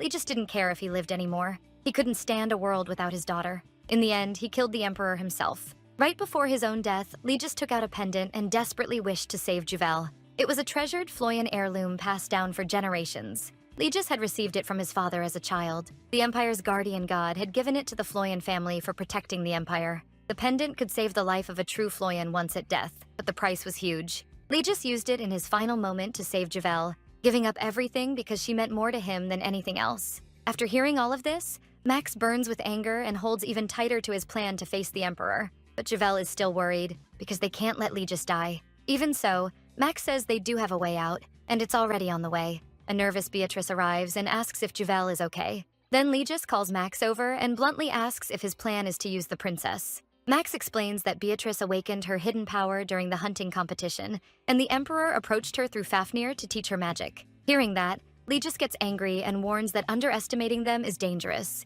He says the Emperor and Fafnir are only pretending. They really want to steal Beatrice's mana. Legis flatly refuses to put the princess in danger. Just then, Beatrice steps in, catching both Max and Legis off guard, and says she deserves to be part of this talk. So the four of them sit down and speak honestly. Max lays out his idea. Beatrice should become the ring's new master. Legis explains that Fafnir killed every magician in the Empire and drained their mana to free himself from the ring. Now that no magicians are left, Legis says Beatrice is the target Fafnir has been waiting for. He again refuses the plan, unwilling to risk Beatrice's life just to save his own. Javel agrees. She doesn't want Beatrice endangered either. Even while Max and Beatrice explain the plan in detail, Legis refuses to budge. Beatrice admits she's scared. She doesn't want Legis to die, but she also refuses to be used as a sacrifice. Still, she believes their plan can work. Max is just as sure of it. Watching Max and Beatrice stand firm to protect Legis, Javel also hardens her resolve to become stronger and save her father herself.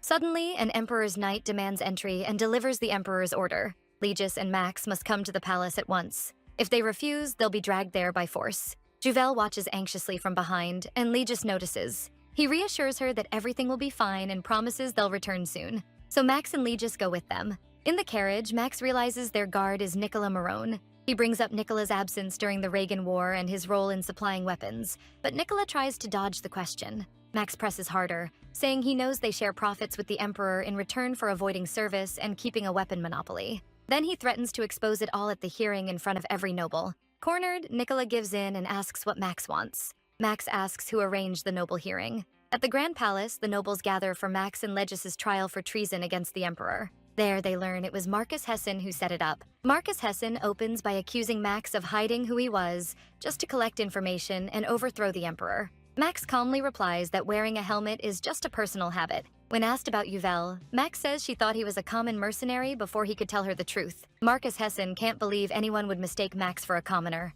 In reply, Max says Mikhail, Marcus Hessen's own son, made that exact mistake. Then Max reveals everything Mikhail did to him and Yuvel, leaving Marcus Hessen trembling and speechless. Seeing this, Duke Elios turns from Max to Legis and asks why he let Max and Yuvel stay together after all the bad blood between him and Max. Legis firmly says he never approved of their relationship. Clearly troubled, he talks about how hard he tried to keep his daughter away from the prince. But Yuvel's feelings for him were stronger than Legis expected. He says no parent can fully beat their child's wishes, so all he can do is watch the prince closely, afraid he'll use her feelings and hurt her. He looks like a grieving father who feels some evil thing has stolen his daughter away. Watching Legis's act, Max can't tell if he's being honest or just performing. But the nobles keep pressing Legis, asking why he drove away Juvel's former suitor. Legis boldly says no man in the Empire is good enough for his daughter, and declares he'll never let Juvel marry. Max is stunned by how far Legis goes, barely believing this side of him. He then argues that they're trying to twist weak circumstantial evidence into treason,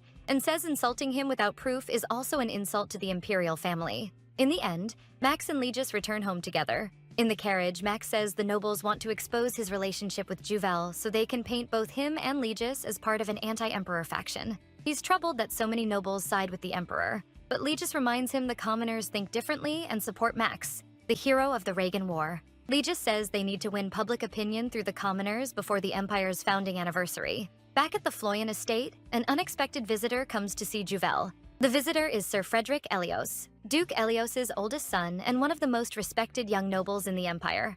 Juvel is immediately curious why someone like him came to see her. Frederick soon explains that his family was told to collect proof that the Floyans and the Crown Prince are plotting treason. But his real goal is to find who sent the monster to the last hunting event, because he's sure someone powerful was behind it. Hearing that, Juvel remembers Max's side had secretly asked the Elios family to investigate and prove the Emperor was involved. Since Duke Elios led the attack on Legis and Max at the hearing, Juvel wonders if Frederick is really here to test her. so she asks why he would tell her something this dangerous. Frederick says it's because he truly respects Legis, and because Max doesn't seem nearly as crazy as the rumors claim. That catches Juvel so off guard she spits out her drink. Frederick adds that he once overheard a private talk between Legis and Max, and if Legis trusts Max, then he believes he should too. He rises, hands Juvel a handkerchief, and says the Elios family is ready to support the Floyans. Then he leans in and says it has to stay between them.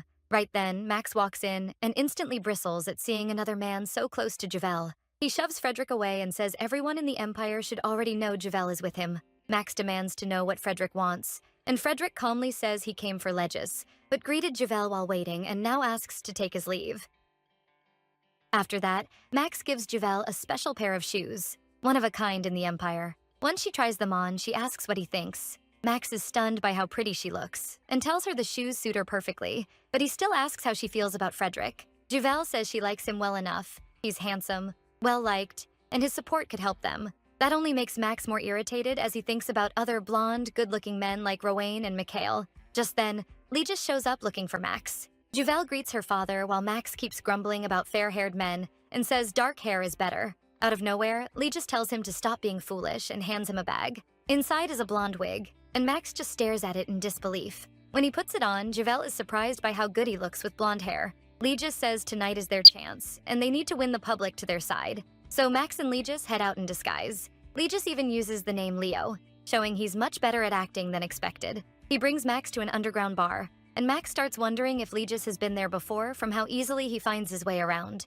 Inside, Max looks around and spots 3 men about to start a gambling game. He says he wants in. The men hesitate at first, thinking Max and Legis are just kids messing around. But when Legis drops a bag of money on the table and claims he's 26 with a child, despite actually being 39, they let them join and apologize for judging them too fast. Max is amazed that Legis isn't just a sword master, but also a master liar. Max wins the game, but one of the men accuses him of cheating. Max says he only played the way he was taught and points at Legis as the one who taught him. The man gets angry and says he doesn't believe that. Then Legis lowers his hood and asks if the man remembers his face, reminding him that he once bought him drinks while he drunkenly cursed the Emperor. The man is stunned. Max notes that he seems to hold a lot of hate for the Emperor, and the other 2 openly agree. They say the Emperor used them like tools and threw them away when he was done. They risked their lives in war and never got the reward they were promised. One mercenary, now missing a leg, says he lost it for nothing. Still, he remembers one good thing after that. The Crown Prince visited him every day and helped get him treatment. To them, the Crown Prince was the only one who truly helped a lowly mercenary recover. Even so, they assume the prince probably doesn't remember them. Max shocks them by saying he remembers everything they said during the war. Then he says their names one after another, leaving them speechless. Max removes the wig and reveals himself as the Crown Prince. The mercenaries immediately bow. Max tells them to stand and apologizes for coming too late. He promises to give them what his father never did. His words hit them hard. Then Max asks them to stand with him so he can build an empire where no one else is cast aside like they were. Back in her room, Juvel is reading when she hears faint voices nearby. She steps out and tells the knights guarding her door. Geraldine comes over and says he hears footsteps too. He tells Juvel to stay in the parlor where they can protect her. She agrees, but first slips back into her room to grab some books. While gathering them, Juvel is startled by Beatrice suddenly appearing. Beatrice says the Emperor has people watching her, so she used magic to come see Juvel. Juvel then tells Geraldine she's tired and wants to rest in her room. Seeing Beatrice use magic so easily, Juvel admits that even after reading so many books, she still can't cast any magic. Beatrice shares what Fafnir told her. Magic doesn't come from books alone. It needs imagination, a clear picture in your mind, and sharp focus. To show her, Beatrice fills an empty cup with black tea, and Juvel is amazed. Juvel tries it herself, but nothing happens, and she gets frustrated. Beatrice tells her not to copy what she did, just focus on what she wants most. Juvel tries again, and suddenly fireworks explode across the sky. When Legis sees them, he realizes Juvel is searching for him the way Amelia once did. Juvel is thrilled she finally used magic, saying she only wanted to find Legis and Max. Beatrice is happy for her too, but Juvel can't stop the fireworks, and they keep going for 20 minutes. Afterward, Juvel asks Beatrice to teach her a little magic every day like this. But Beatrice turns away and reveals why she really came, to say goodbye, because they won't see each other for a while. Juvel is stunned and asks what she means. Beatrice hardens her expression and says that from now on they are no longer friends. Later, at the Ashed Imperial Palace, the engagement ceremony between the princess and Mikhail begins. Watching it, Juvel feels heartbroken that Beatrice has to go this far for her father's plan. The night before, when Beatrice visited, she explained that Fafnir told her to pretend to side with the emperor so no one would suspect her. She also planned to offer Fafnir her mana and gain his trust to claim the ring. Juvel begged her not to risk so much and warned that Fafnir might trick her. But Beatrice said if Juvel couldn't be happy, neither could she, and she was doing this for herself too. She also gave Juvel a bracelet filled with half her mana and said it would stop the worst outcome, asking Juvel to trust her. Now Max tells Juvel their side is ready, and all they can do is wait. Seeing how worried she is, Max reassures her that Beatrice will be fine. He points out that the actual wedding is set for the Empire's founding day, the same day they plan to tear down the current empire, so it will never happen. In other words, the engagement is just bait to make the Emperor think his plan is working. Even so, Juvel still fears they could fail, and that Fafnir may deceive Beatrice. When she tries to contact Beatrice, Max stops her, warning that while Beatrice and Fafnir are sharing mana, he may be able to hear and see whatever she does. Juvel finally understands why Beatrice said they couldn't be friends anymore. Then she remembers the bracelet Beatrice gave her, filled with Beatrice's mana. Juvel uses magic to see what Beatrice is doing right now. In that vision, she sees Fafnir, the evil being controlling her father. The moment Fafnir looks her way, a shock tears through Juvel, and she collapses. Still shaken, she tells Max she saw their enemy, the true form of Fafnir, the one they must face now. Since it's hard to explain in words, Juvel uses magic to let Max see the memory for himself. In the vision, Fafnir is talking with Beatrice. Beatrice tells him she hates Darius and wants revenge on her father. Then she asks why he wants mana, if it's to escape the basement. Fafnir says his power has weakened, so he can't move freely and needs mana to recover his freedom. Beatrice presses him to tell her more if he wants her trust and her power. So Fafnir starts talking about how his son betrayed him, trying to kill him and steal his heart to gain eternal life. His rage is so intense that his tears turn to lava, and that fire ended up swallowing the Empire, even though he never meant to destroy it. In the end, his son's greed ruined both him and the Empire. Beatrice says she understands. She doesn't just hate her father. She resents the whole world that forced her into becoming a princess she never wanted to be. She says she wants to free Fafnir from the ring, but she isn't sure how to break a seal made by a god. Fafnir calms Beatrice, saying she may not realize it, but strong mana is already wrapped around her. He explains that magicians often use mana without knowing it to protect the people they care about. Then he recognizes that mana. It belongs to Jewel. Fafnir says that if Beatrice has Jewel's mana, they'll finally have enough strength to break Cersei's seal. Beatrice offers a deal. Make her the new owner of the ring so she can get revenge on her father,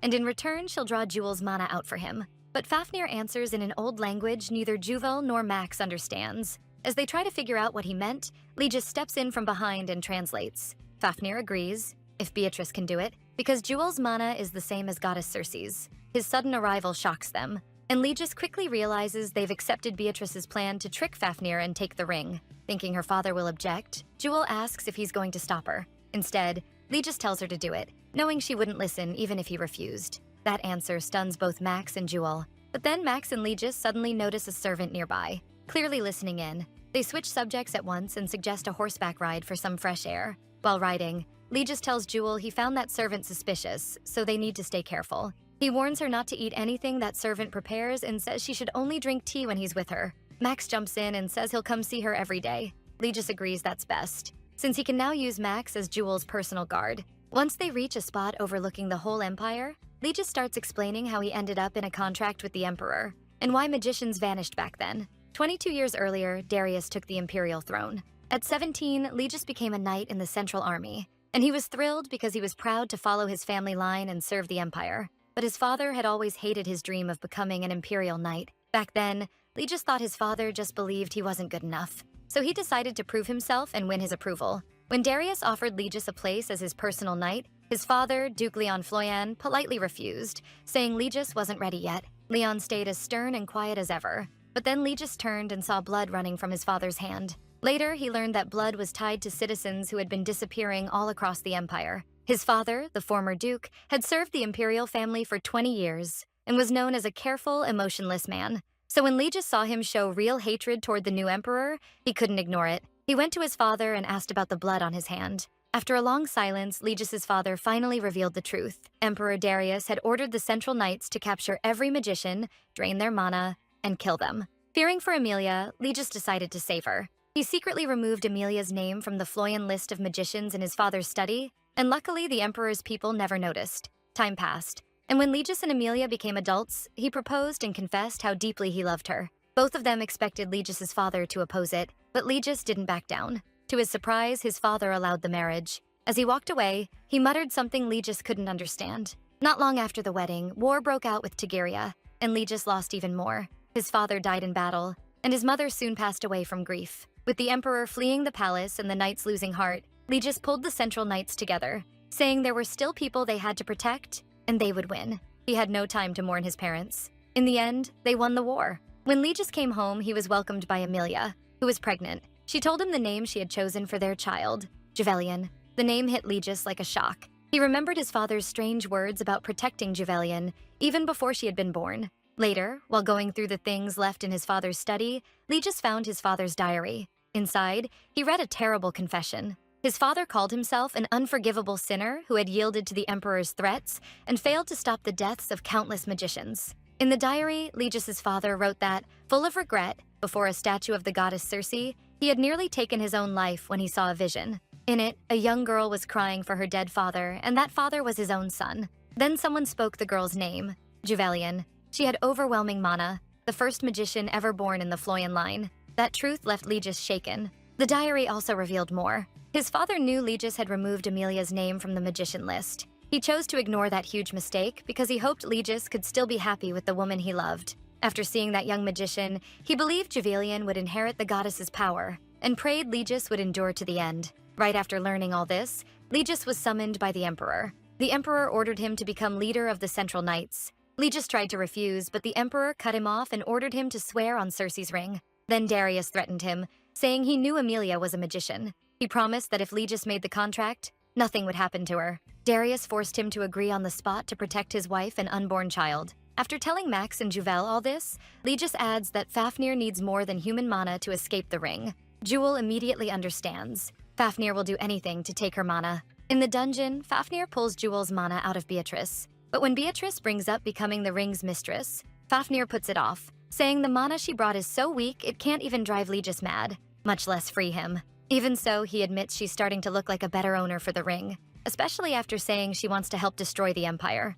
Beatrice then says she wants to be named the ring's mistress on the Empire's founding day, in front of everyone, where she plans to use its power to wipe everything out. Fafnir likes her resolve, but says she must meet one condition first. The next day, Max meets the Emperor, his father, to report the monster attack at the hunting contest. Max reveals that the day before the event, the Hessen family paid a large amount to a famous merchant to capture one specific monster, the dire wolf. Since a normal merchant couldn't catch something that dangerous, the merchant was just a cover while Hessen knights did the hunting. Darius snaps, asking what Max is trying to say. Max calmly points out the real issue. The monster meant for the hunt appeared in the nobles' stands instead, injuring many of them.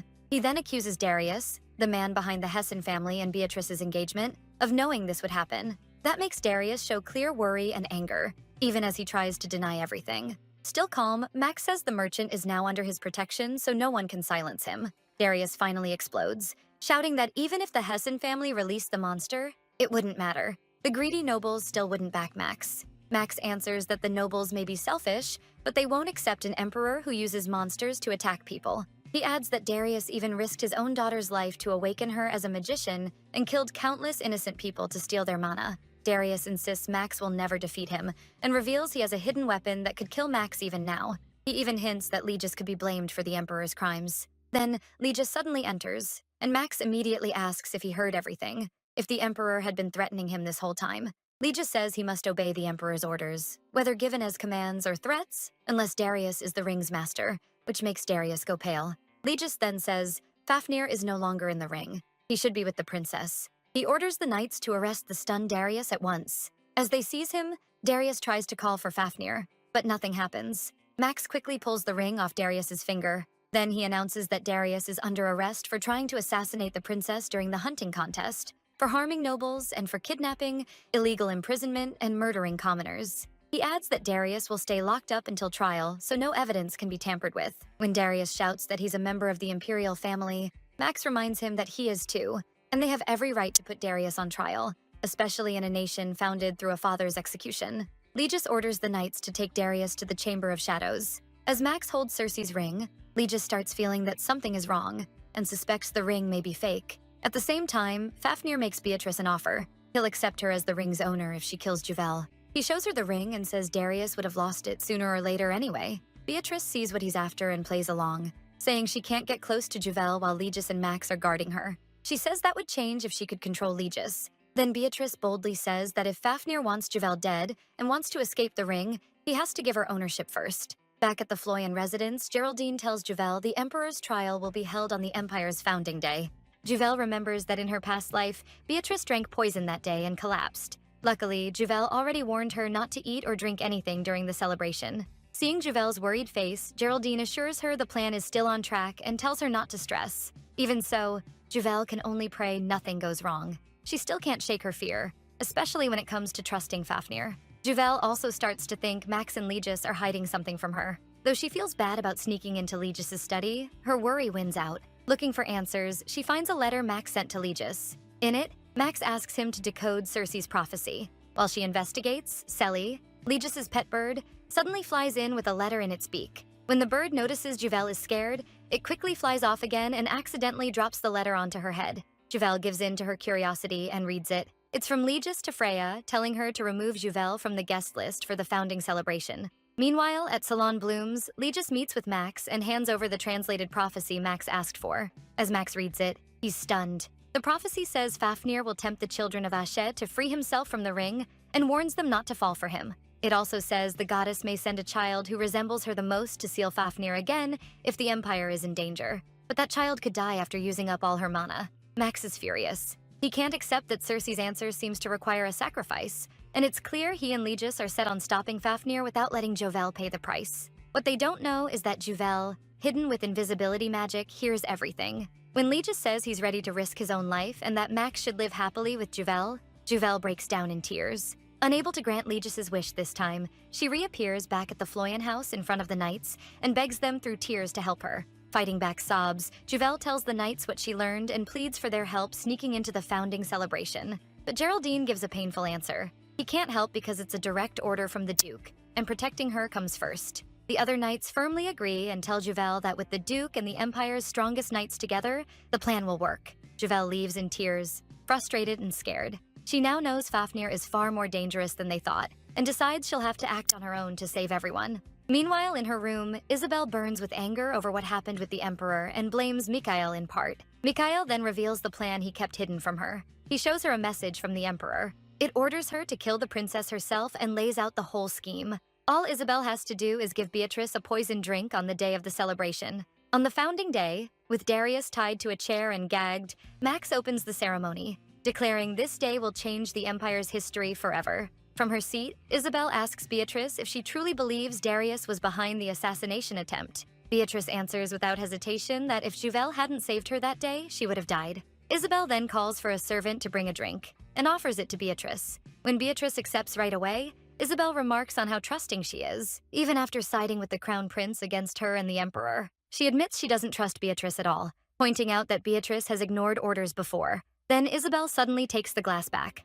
asks Beatrice to promise she'll survive, and drinks it herself with a helpless look in her eyes. At the same time, Mikhail steps forward to object, claiming Max framed the Emperor so he could take the throne. He says he has proof Max tortured Hessen knights and merchants for information. Then Isabel walks up and tells Mikhail to be quiet. In her poisoned, dying state, she declares the Emperor is guilty, and says she herself is the proof. Isabel reveals Darius planned the attack at the hunting event, and another one for today. She also exposes him as the one behind the disappearances of many innocent magicians. She curses him for trying to kill his own daughter and hopes he rots in hell. Legis immediately orders the knights to arrest Marquis Hessen and Mikhail. But then Fafnir appears, and Max tells everyone to follow the central knights and evacuate at once. As the crowd rushes out, Mikhail tries to run, but Juvel catches him. The knights quickly pin him down, ending his escape. Darius then orders Fafnir to use Legis to kill them all. Fafnir instantly takes control of Legis and turns him against Beatrice. Max jumps in to protect her from Legis's attacks. After dodging several blows, Max spots an opening in Legis's movements and strikes back. But Legis quickly regains his balance and attacks Max again while Max keeps shielding Beatrice. Just then, Juvel appears with her magic, blocking Legis's attack. For a brief moment, Legis regains himself and warns Juvel she shouldn't be there. But Juvel doesn't hesitate. She rushes at Fafnir and with her magic snatches Circe's ring from him. Because this isn't Fafnir's real body, Max's attacks can't truly hurt him. Juvel tells her father she's upset he and Max tried to handle something this dangerous without her. She explains that after learning their plan, she went to the goddess herself. The goddess told her Fafnir's real body and her power are sealed inside the ring. Fafnir has become so weak that he now needs Juvel's body. So Juvel decides to break the seal, free Fafnir's true form, and finish this by using the goddess's power inside the ring. Legis is horrified when he hears that and strongly objects. Juvel tries to calm him, telling him how much she loves him and everyone else she cares about. She's determined to protect them and stop the empire from falling. So she makes her choice and breaks the ring's seal. The ring shatters and Fafnir bursts out. His true form is a dragon. After taking in all of the goddess's power, Juvel collapses, while Beatrice shields them with a barrier. When Juvel wakes up, Max tells her to adjust to her new mana while he and Legis deal with Fafnir. Legis raises his sword aura, knowing their enemy is no longer human. Max summons his own sword aura and says he's used to fighting non-human foes after training under a non-human master.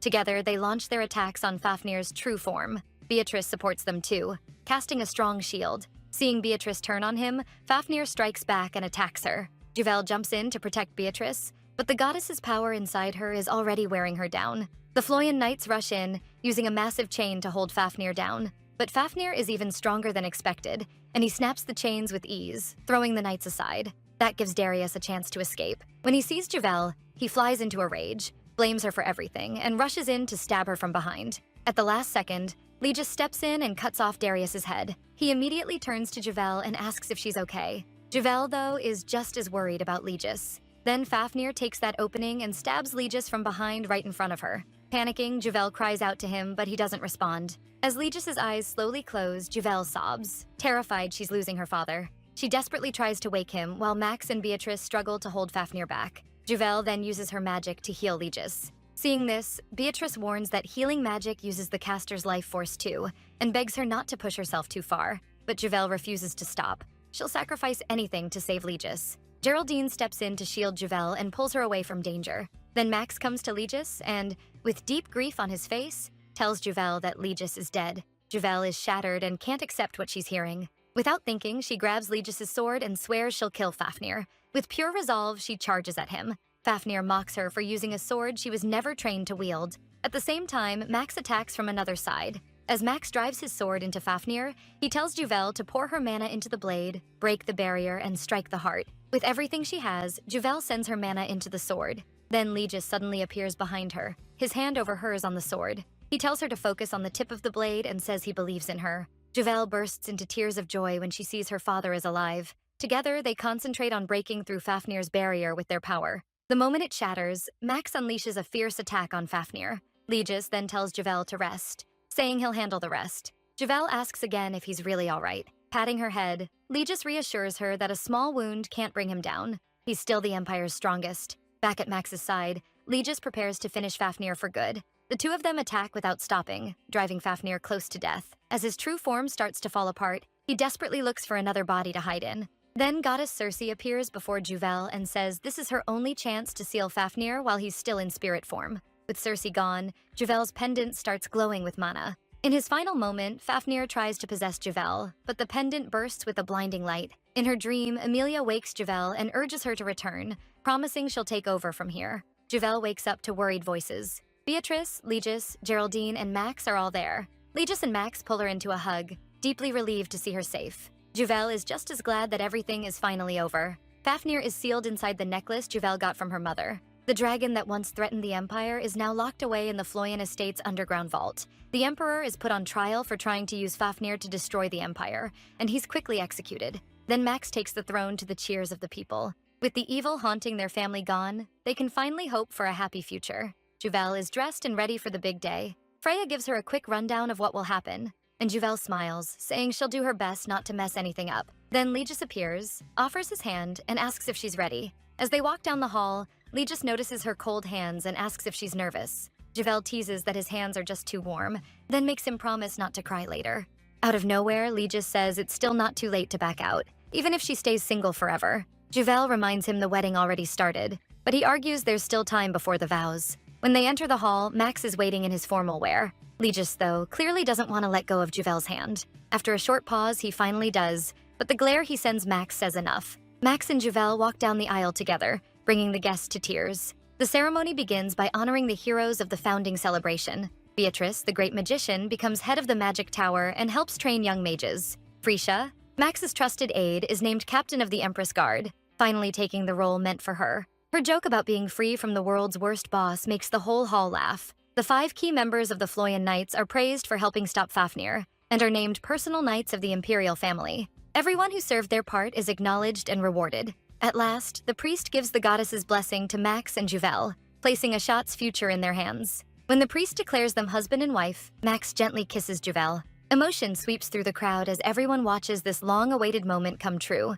Max and Juvel then vow to protect and lead the people of Ashat, officially becoming emperor and empress. They step outside to greet the people, where Legis is already waiting, pledging his loyalty to the new rulers. Max and Juvel greet the cheering crowds across the empire. In a playful moment, Max brings up Juvel's old promise that she would never marry the crown prince. It feels like forever ago. Juvel laughs and says she used to think the crown prince was some villain in a strange helmet. Max admits he didn't want to marry either, since he saw it as a loveless political deal. Juvel then says that as a child, she actually dreamed of marrying a prince. Max asks why. Juvel thinks back to her childhood storybooks. One day, she asked her parents what happened to the princess after the evil monster was defeated. Legis told her the princess probably married the prince on the white horse she admired. Amelia added that she then lived happily ever after, and that warm note brings the story to a close. Beatrice looks a little shy, but happy with Victor beside her. Legis, who worried about Juvel for so long, can finally rest easy seeing her happy. The others have found their own happiness too. All of it makes Juvel feel like the happiest person in the world, living a joyful life with her new family, her beloved husband, and their children. And that, my loves, is the complete story of Father I Don't Want to Get Married. Every single chapter available, done, finished. You are welcome, because yes, I brought you the whole thing. No cliffhangers, no part 2, maybe someday if the algorithm allows. No leaving you stranded wondering if they actually ended up together. The full journey, start to finish, right here. And can I just say, personally, this story wrecked me a little bit. Like, she came back from the dead specifically to avoid him. Girl had a whole plan, a strategy. She was focused, and then Max just existed in her vicinity, repeatedly, until her heart decided to completely betray her, and I was here for every second of it. The slow burn, immaculate. The moment she stopped running from her feelings, I screamed. And the wedding at the end with him bringing up her old I'll never marry the crown prince vow? Sir, you are insufferable and I love you. Juvel really said I wanted a fairy tale prince on a white horse and ended up with a terrifying emperor in a scary helmet who turned out to be the love of her life. That's called character development. That's called romance. That's called cinema. Anyway, if you enjoyed this complete story, I need you to smash that like button right now. Not for me, for the algorithm, for future complete stories, for Juvel and Max. They deserve it. Don't forget to subscribe so you don't miss whatever chaotic manhwa I drag you into next, and drop a comment telling me what story you want to see. I read them, I see you, and your suggestions genuinely influence what comes next. Kisses, and see you next time.